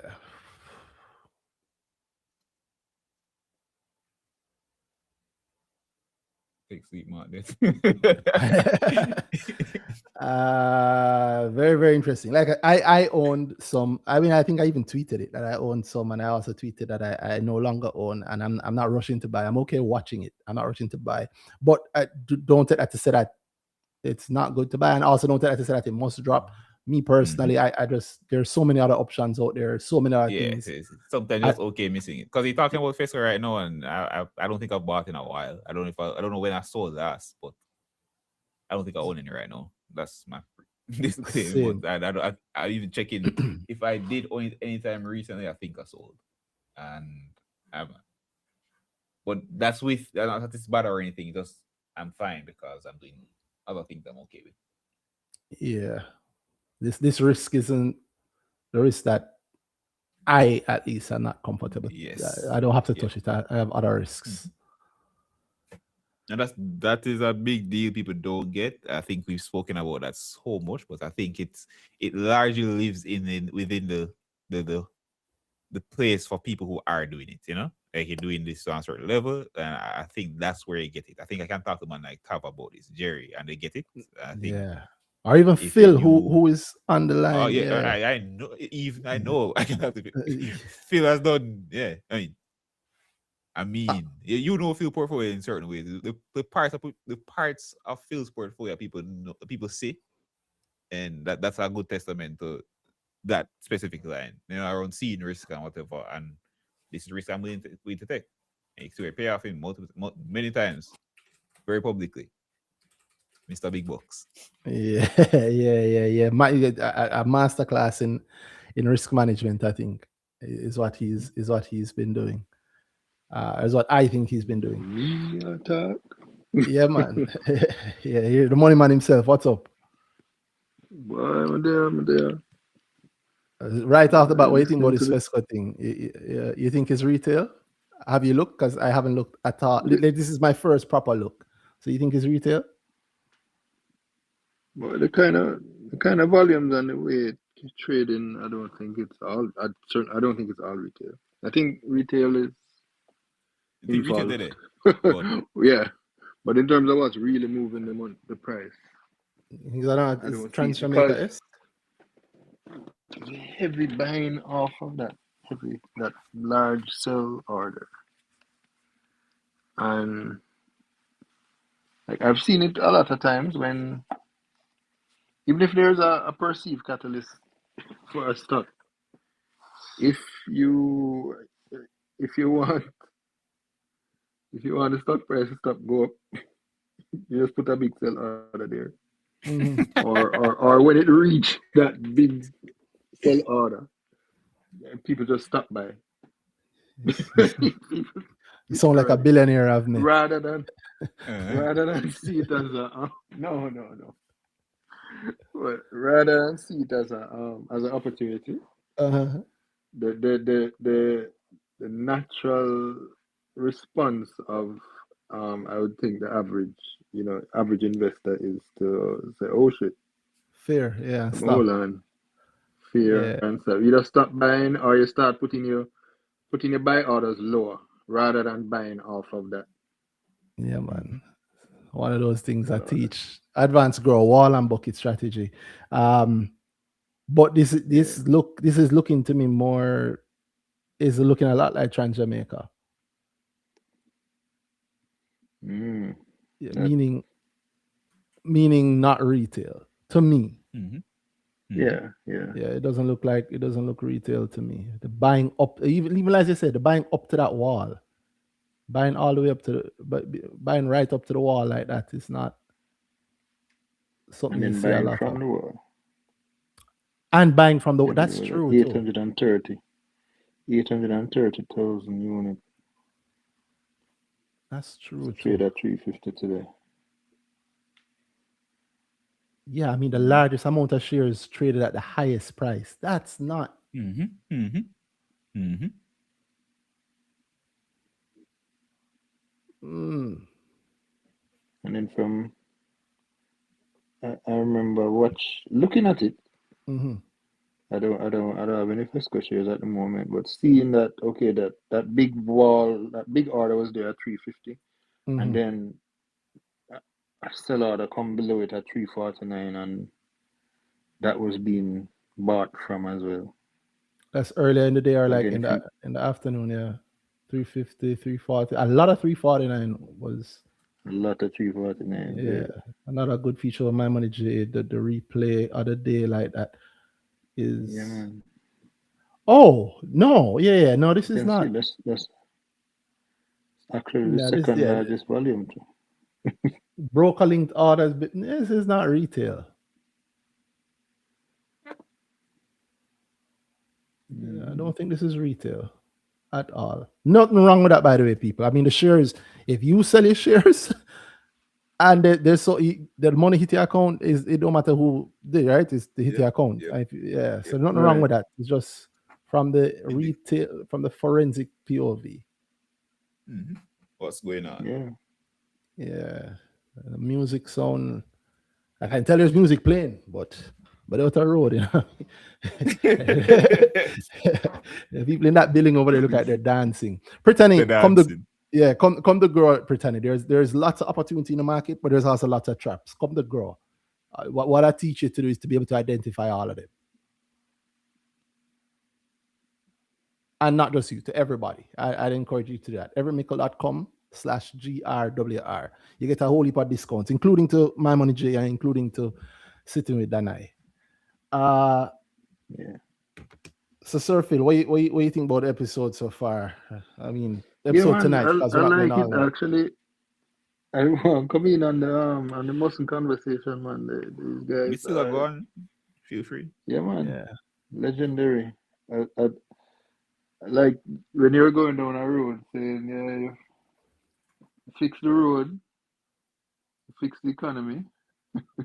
You Is fix when I saying it is clicking to me that Ratted, bro, was one of the biggest shareholders in Trans Jamaica. in Jamaica, exactly. I was itching to come out and say it, and I say, yeah, because I know on the graphic, Trans Jamaica not on the graphic. No, it's And I not. say, ah. Yeah, it's not at all. I I never thought it thought. wasn't And there then, because he sold. right. Because I never want to say that, like, yeah, it don't make sense. We only talking about him Oh out, you God, know? that's not the picture I Yeah, wanted to but paste. Jesus. all of them. That is not the picture I wanted to paste. I wanted to paste the actual. The Brick Talk poster is what I wanted to paste. It's like Soros. He pops up where you don't want it to. Anyway, but Oh boy. what else you thinking? Yeah, I'm also thinking. I wonder if because they fix the water, um, they're a part of the consortium that is responsible for the water treatment plant in Content. Uh they seem to be part of the consortium to be everything fixing water everywhere. from my little Yeah. So checks. how surprised will we be if we hear that they are a part of the divestment of Soapberry? I That the, So is it surprised? I wouldn't no, be. I how would. surprised will we be? I wouldn't be surprised. I I mean, would I be don't know. surprised. I would be. Oh, this makes sense. Mm. Right. That's like exactly expected, but it's one of the possibilities I can see. Things Right. like that. I mean, I looked at the procurement notice or the tender offer from the government, and they Mm-hmm. were describing the characteristics of a prospective investor. Mm-hmm. I said they might as well just put TB Scott. Them. 10 years of experience with infrastructure projects, blah blah blah blah blah. I say, yeah, man. Yeah. Public private partnership, Public-private PPP. partnership, yeah. Yeah, they Hmm. call it that because Yeah, PBS was man. already taken. Exactly. But I Uh, mean, a part of why it would make sense is one of the things I say, of course, a certain level of sewage treatment is needed for development along the entire, southeast coast. mhm. One of the things holding back downtown Kingston's development is, building more high rises and so forth, is that sewage issue and ensuring that the sewage is not going into Kingston Harbor. And of Major course, thing, we yeah. know that, Mhm. yeah, that's a major thing Mhm. and a big yeah, one of the major historically investors in downtown Kingston and building in downtown Kingston is the Panjam Group. So, dots like that along the way make it look like something plausible. Yeah, I never. You know what? I never even thought of that. Yeah, they own that hotel down there, though. They own ROK. ROK Hotel, yeah. Yeah, and they own. They own the Who that Punjab building, people? Yeah, yeah. are you right? The sewage is a big deal, and again, this how you do it, right?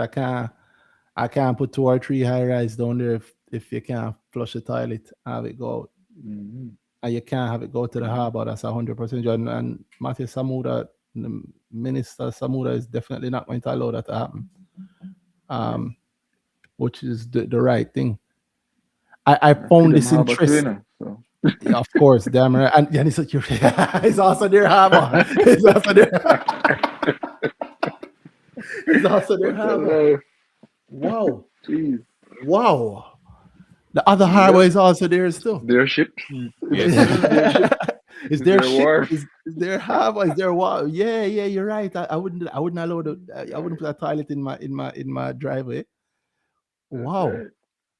I found the statement, the wording from the minister interesting. I know it doesn't have to mean what I want it to mean, but we will go to market this year to divest. Market, yeah, Yeah, yeah. yeah. I'm hoping. I mean, the government need another. Big divestment, eh? Yeah, as I said, they need another TJH. Yeah, man. They need another TJH. We done TJH now, Soapberry time.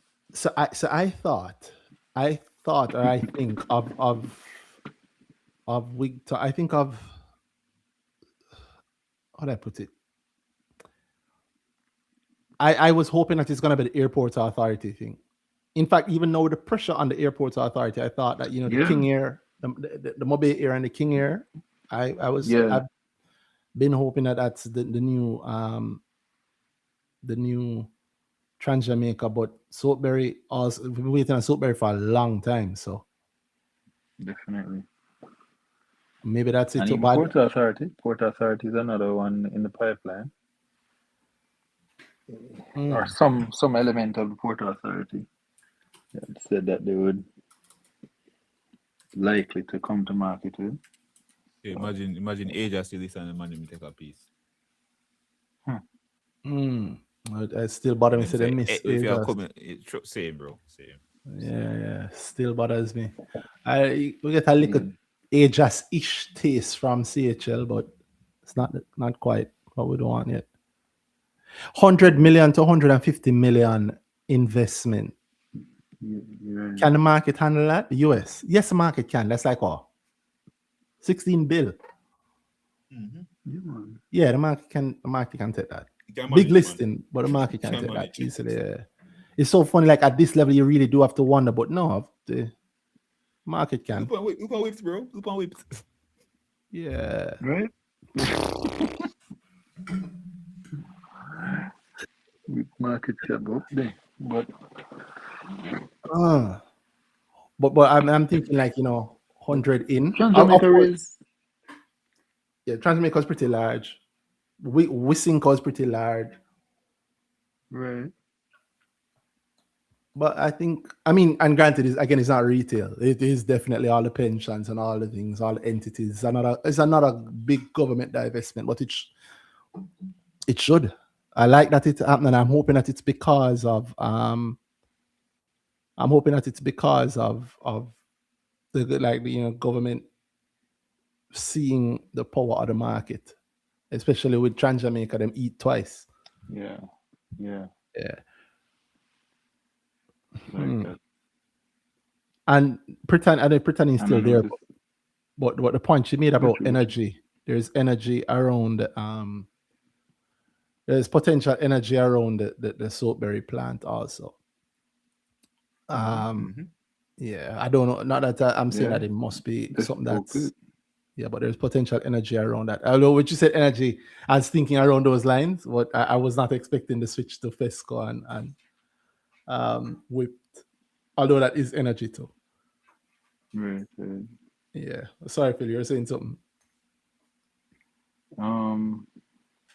Yeah, it's interesting. The minister was speaking 2 years ago, and then again this year to where he brought it up was the Jamaica Realtors Association, and encouraging them to. I don't know if the words were invest in it or to keep their interest in it, but that means they already have it sounds like you could already have your anchor investors locked in, Yeah. I mean, they have a vested interest. The realtors, various realtors would have a vested interest in that. What in what? Not anchor investors, strategic investors. In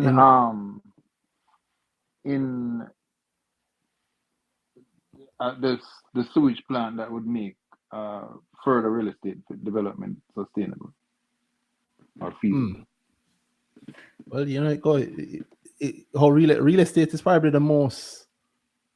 I don't know if you call this retail real estate, but it's probably the most follow fashion market that we have, So everybody, like when something get hot, everybody and them cousins, I love it, right? So like once it's clearly hot, you won't have to worry. You won't have hand to sell. You won't have hand to sell for sure. Yeah, man. Yeah. So the prospectus writes itself. Well, I don't know. For Soapberry, I don't know. That's another thing, though. Like a big listing like that, as much as I like it, let's remember, like, we've only seen one, in my view, we've only seen one beautifully priced large divestment. Like Trans-Jamaica, for all its credit, for as good as it is, wasn't priced like wonderfully in the way that the retail would like. But, we're in a new market from where it was, and that was years ago. That was 6 years ago. So in a new market now. New people. So yeah, who knows? And maybe the market have a better appetite. Maybe people are willing to learn from something like that and willing to wait for a 3, 4, 5 year blow up that can be extremely lucrative. And the funny thing is, the second people are willing to wait for that sort of blow up, the blow up comes faster. Right. Once they, yeah. Yeah, once you have people who are like, yeah, man, no. Imagine Soapberry lists, and it's You're not going like the in with most the intention. attractively. Yeah, it's not the most attractively priced thing. But then you have people who are like, well, me remember say Trans Jamaica wasn't like the same thing with Trans Jamaica. This is my chance to start buying it up. And then what took Trans Jamaica 3-4 years for a reaction? Granted, yeah, might end up happening much quicker. Mm-hmm. Yeah, it makes sense. Yeah. But it'd be good, but you can get there a lot quicker if you price towards it. I mean, Wigton has never gone back to 50 cents. Has it? No. I don't think it has ever. No. No, it's never gone back to 50 So cents. if after the big jump it fell down and it's been up just I don't think it went that far back. Even when it fell, I don't think it fell to 50 cents. Me neither. Yeah, I remember the panic. No, it did. It did in 2021. It fell back. In 2021, it did fall back to 50. Oh yeah, it was me and then around there. Yeah, You know who bought then, bro? The smart money. Yes, sir. Wow. But I mean, I love again. We can't see enough praises for this listing. It was priced well. Now, if you'll get that sort of thing happening again, who knows? Anyway, Sir Phil, tell me what else you have on mind. We're not going to stay on all night, so you might be the last person we talk to. What else you have on your mind? And how excited you are about woodcats? Because we must be close to the listing, right? Any day now. I'm saying yeah, we should be any day now. It should be. I'm looking forward to seeing our IPO. It's been a while. Atlantic is the last one. No, woodcats. Omni. Woodcats is the last one. Yes, sir. You can tell the man never buying on it and just wipe it from his memory. The man Before this one. like he's nowhere near. The man say, yo. It happened, you know? Atlantic? Yeah. Say, last No, one. I know. In the midst of the woodcast conversation too, you know. So the man just he went somewhere else. Somehow gone back to Atlantic. Woodcats, I get my little allocation. We'll put in like an order. Yeah. And I'm looking forward to seeing the post list in action. It's been a while. Yeah. I am actually looking forward to it too, because just like Danhai was saying earlier, and I can't remember if we said it on here or not. But the allocations, something about them don't seem quite what I expect. With the excitement was more. Yeah, I thought the excitement was more. Side. Yeah, which then makes me wonder if one of the reserves found its way into the public. So I'm interested in seeing that's what I'm always looking ahead. I'm interested in seeing the early trading, but I'm also interested in seeing the first set of results and the first set of results and the shareholdings and the continued shareholdings. Yeah. That's what I'm interested in seeing. I suspect I could be wrong, but I feel like what some of those reserve classes at least one made its way to the public. Because it was just 100. Is it 100 and something, or is it 200 and something million to the public? 100 and something came to me. Yeah, I think it was 100 and something. Just like you, I don't think about it. And like you also look forward to it. Anyway, what else you have in mind while I look up how much it was to the public? Things I'm looking forward to seeing the nature of this deal between Dollar and Evolve. SVL. Yeah, it was 283 to the public. But it was 283. Okay. Yeah, but it definitely felt like, there was excitement enough around it that, you'd see the more common kind of 10,000 allocation plus small percentage. You know, Yeah, I was surprised by the. the allocation. Me too. Yeah, me too. But you can wrap it. Let me But hear kind of you. middle of the road, you know. Yeah, not you've not seen the 283 revising on Monday, but we'll see. Time always tells. So yeah, let me hear this SVL thing that nobody don't care about that, you know. You realize? Yes, I realize it's very funny. It's hilarious to me No one cares. that nobody cares. Nobody cares. I mean, the CEO of sorry, chairman, executive chairman of SVL spoke to it. Uh-huh. An article came out. Yeah, spoke to it a couple of days ago. An article came out about it today, Mm-hmm. but I don't see much interest in it at all. Noise I everywhere mean, else, man. dollar catching a little bit of volumes, price creeping up a little bit the last few days. But I think that may be related to them have an upcoming dividend X date, no? 30th. Yeah, and the dividend isn't like the worst. It's actually if I Right. remember correctly, it's an okay dividend. Yeah, that might be contributing a little bit to that, but Well, let's see. 257 is flat today. yeah. People just not care. Middle of the road, not close. Oh, which puts me in the mind of something. What were we talking about earlier? Fesco. Fesco is very close to its 52. Sorry to cut you there, Phil, but Fesco is very close Yeah, to its man. 52-week high. And the Yes. last time it hit that 52-week high was March 2025. That's interesting. Yes.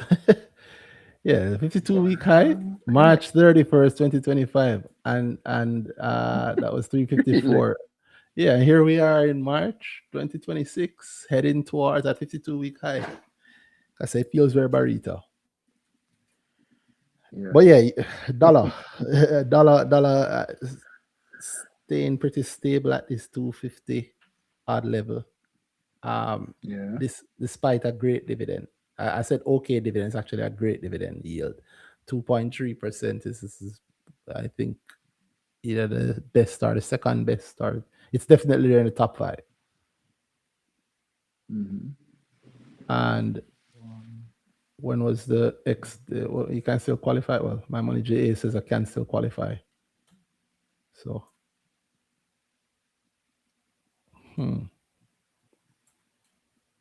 payment in April. 13th of April. Isn't something else supposed to be happening in April? April. One of the things Gary Payne Bro. mentioned,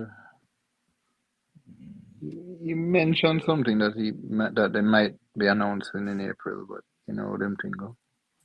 Yeah, SVL. Yeah, but Yeah. it's funny. I think I don't know if many people caught that he said, you know, there may be a tie-in with dollar, but I think what he's alluding to is their platform, their software platform. It's funny we talk about infrastructure. We've been Mm-hmm. talking about infrastructure, Mm-hmm. and as you guys have been saying for years, you know, SVL has one of the widest infrastructure um, Across the island. products across the island, right? And people don't Yeah. really think of it in that way. Financial infrastructure. Yeah.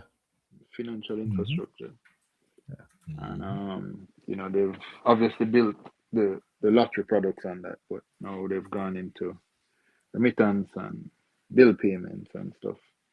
Yeah. And I I, think that they are gonna be looking into and loans, right? Evolve.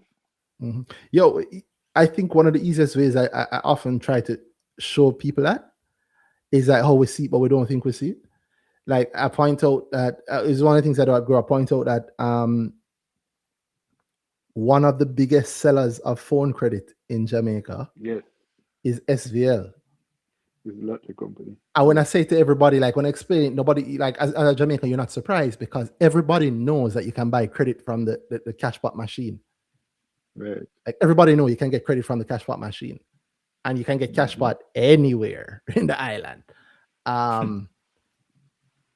And that's, but we don't, it's a thing that's obvious in front of us, but we don't think of it as infrastructure, financial infrastructure. Because if I can get credit from the cash pot machine, I can pay a bill at the cash pot machine in the same way I can pay a bill at the ATM, the same way I can pay a bill at the bank. Why would I go to the bank? I have more fun paying cash pot. Yeah. Yeah, I don't, by the way. I don't do cash pot at all, but I do own SVL shares. I do own SVL shares. Yeah, anyway, I just underscoring your financial infrastructure point that they have. Yeah, man. I figure what they'll be doing is because they have this network of retailers. Mm-hmm. The retailers are, business people. Mm-hmm. And I think they're gonna be, from time to time, business people need loans, and so they have a network of people that they work closely who will be taking loans through dollar now. I think they'll be probably using somehow I see them using their that same platform to probably it may improve their margins. No, it may improve their ECLs by Who's ECL? Dollars or whichever entity. Talking very carefully. it must Dollars. include, no, If it's dollars. Yeah, it's dollars. Dollar is gonna acquire Evolve's loan portfolio. Well, that improves SVL's ECLs. Not that, but that's my the acquisition would, right? But I think that's minor. I think the Evolve loan portfolio is a very minor part of SVL's universe. Universe revenues and stuff. So I think that dollar will benefit significantly from the acquisition. And like you were saying, is last week. Go ahead. No, it's a thought I have. I didn't even want to say publicly. I say it. It's just a dream of mine. It just occurred to me. If dollar buys the Evolve portfolio, right? Let's say they pay for it with dollar shares, right? Again, I think in the SVL universe, Evolve is the loans under Evolve are small enough to not necessarily matter too much, right? Mm-hmm. Right. But then suppose, so it pays for it with dollar shares. So that would then kind of mean that the dollar shares are also within the SVL universe, not necessarily important enough to matter, but they still have a value and they still matter in some ways, right? Now, suppose Evolve and dollar have an agreement and Evolve stands security for the loans with collateral. That collateral is are you allowed to have that collateral be dollar shares? But it's not dollar, so yeah. In fact, you can put that anywhere else. So let's say you can. It will be Evolve's portfolio of dollar shares. Yeah. It could be Evolve's portfolio of assets, which may include dollar shares. Yeah. Mm-hmm. And so that stands security for dollar's loan portfolio, which then allows dollar to not have to take heavy, if any, ECLs on there. That is a hell of a move. If you have a problem, you just need and they have. So Evolve, I give you my loan portfolio. I never have to worry about ECLs again because I've sold you my loan portfolio. That's not your problem. I have your shares. That's me. I enjoy that how I want. No, second line of Right. business. I have a security business. I use my assets. I rent my assets out to stand security, and you pay me for the pleasure of that. Mm-hmm.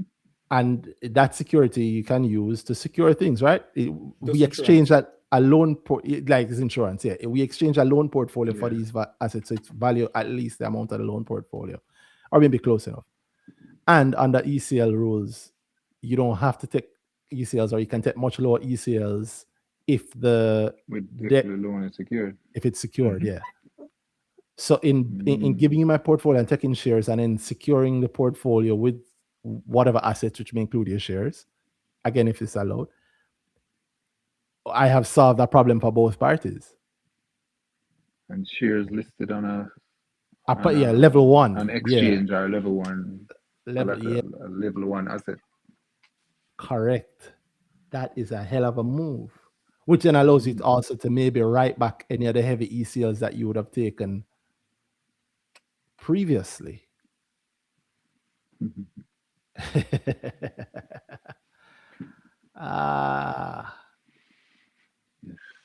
Phil, every week I realize them sending you. I realize every week them sending you. I realize every week them sending you to get me to not sell these shares. Oh boy! You know, so I even bought some. Word. What? Which one? Dollar Or SVL. SVL. I'm not. Yeah. I think I sold some dollar. RIP to the peeps. Yeah.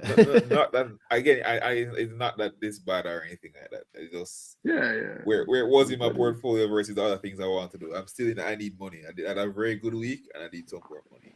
Yeah, actually, I've been checking. I think I it's funny. I did the same thing. It's very funny because we never even spoke about that. But I've done the same thing. I don't own any dollar now, and I have bought some SVI a little bit when it was lower, because why not? You're averaging down. You softening the blow. But that idea I just had, that's is it the beauty of ideas like that?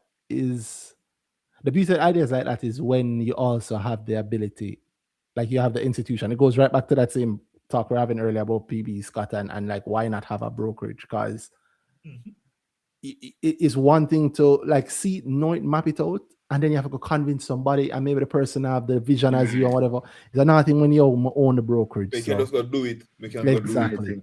Yeah, I'm like, ask you, I'm doing. Dollar will always be able to raise funds via Mayberry, right? Yeah.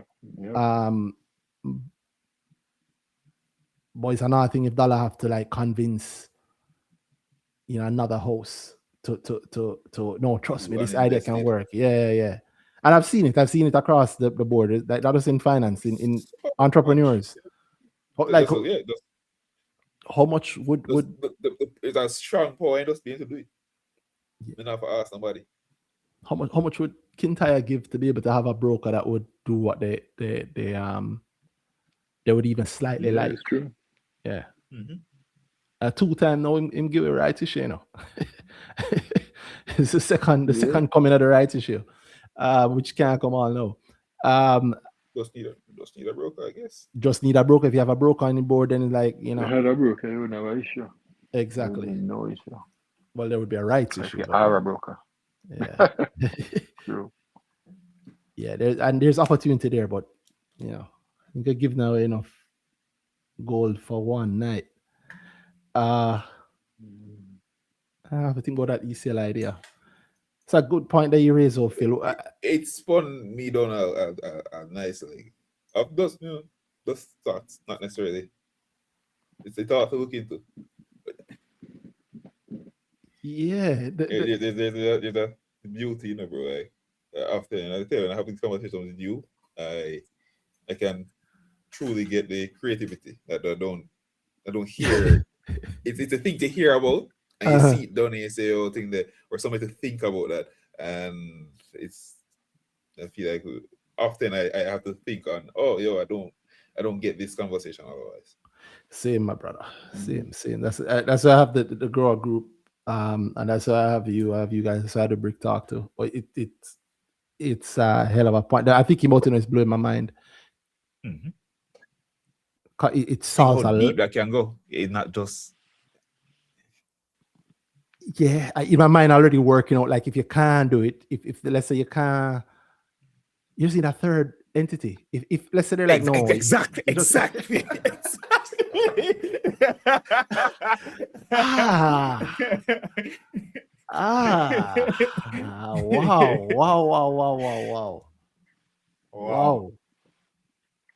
Wow. The space needs more hungry brokers. Mm-hmm. More hungry Or brokers. just when you think about it, the conversation we started with is even along the line of, oh, these guys don't even have a thing that like Musson.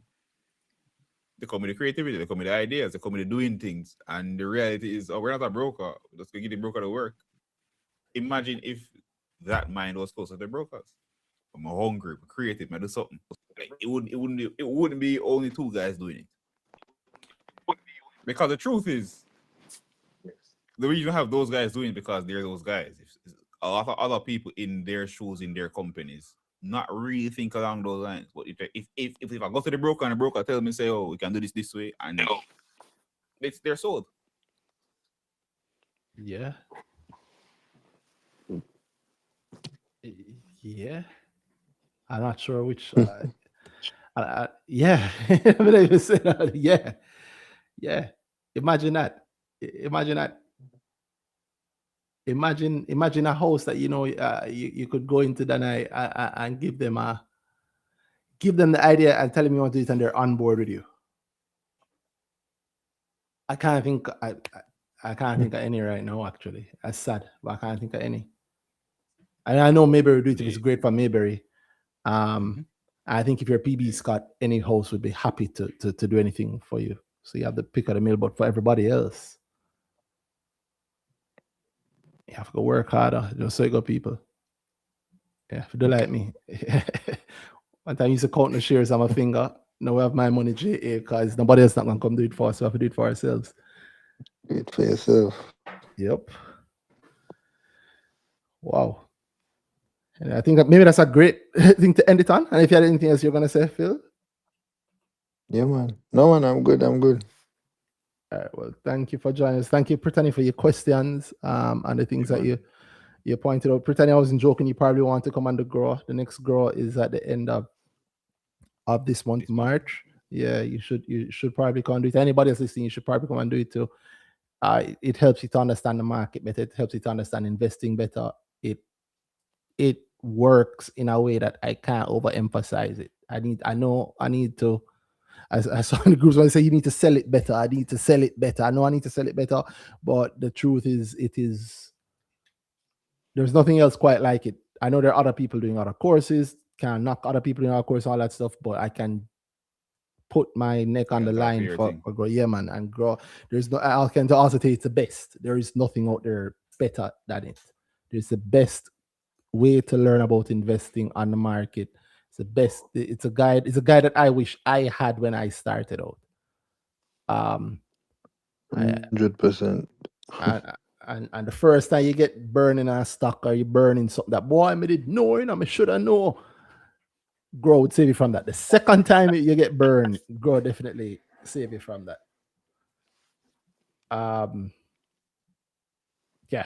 Yes. Come to Grow.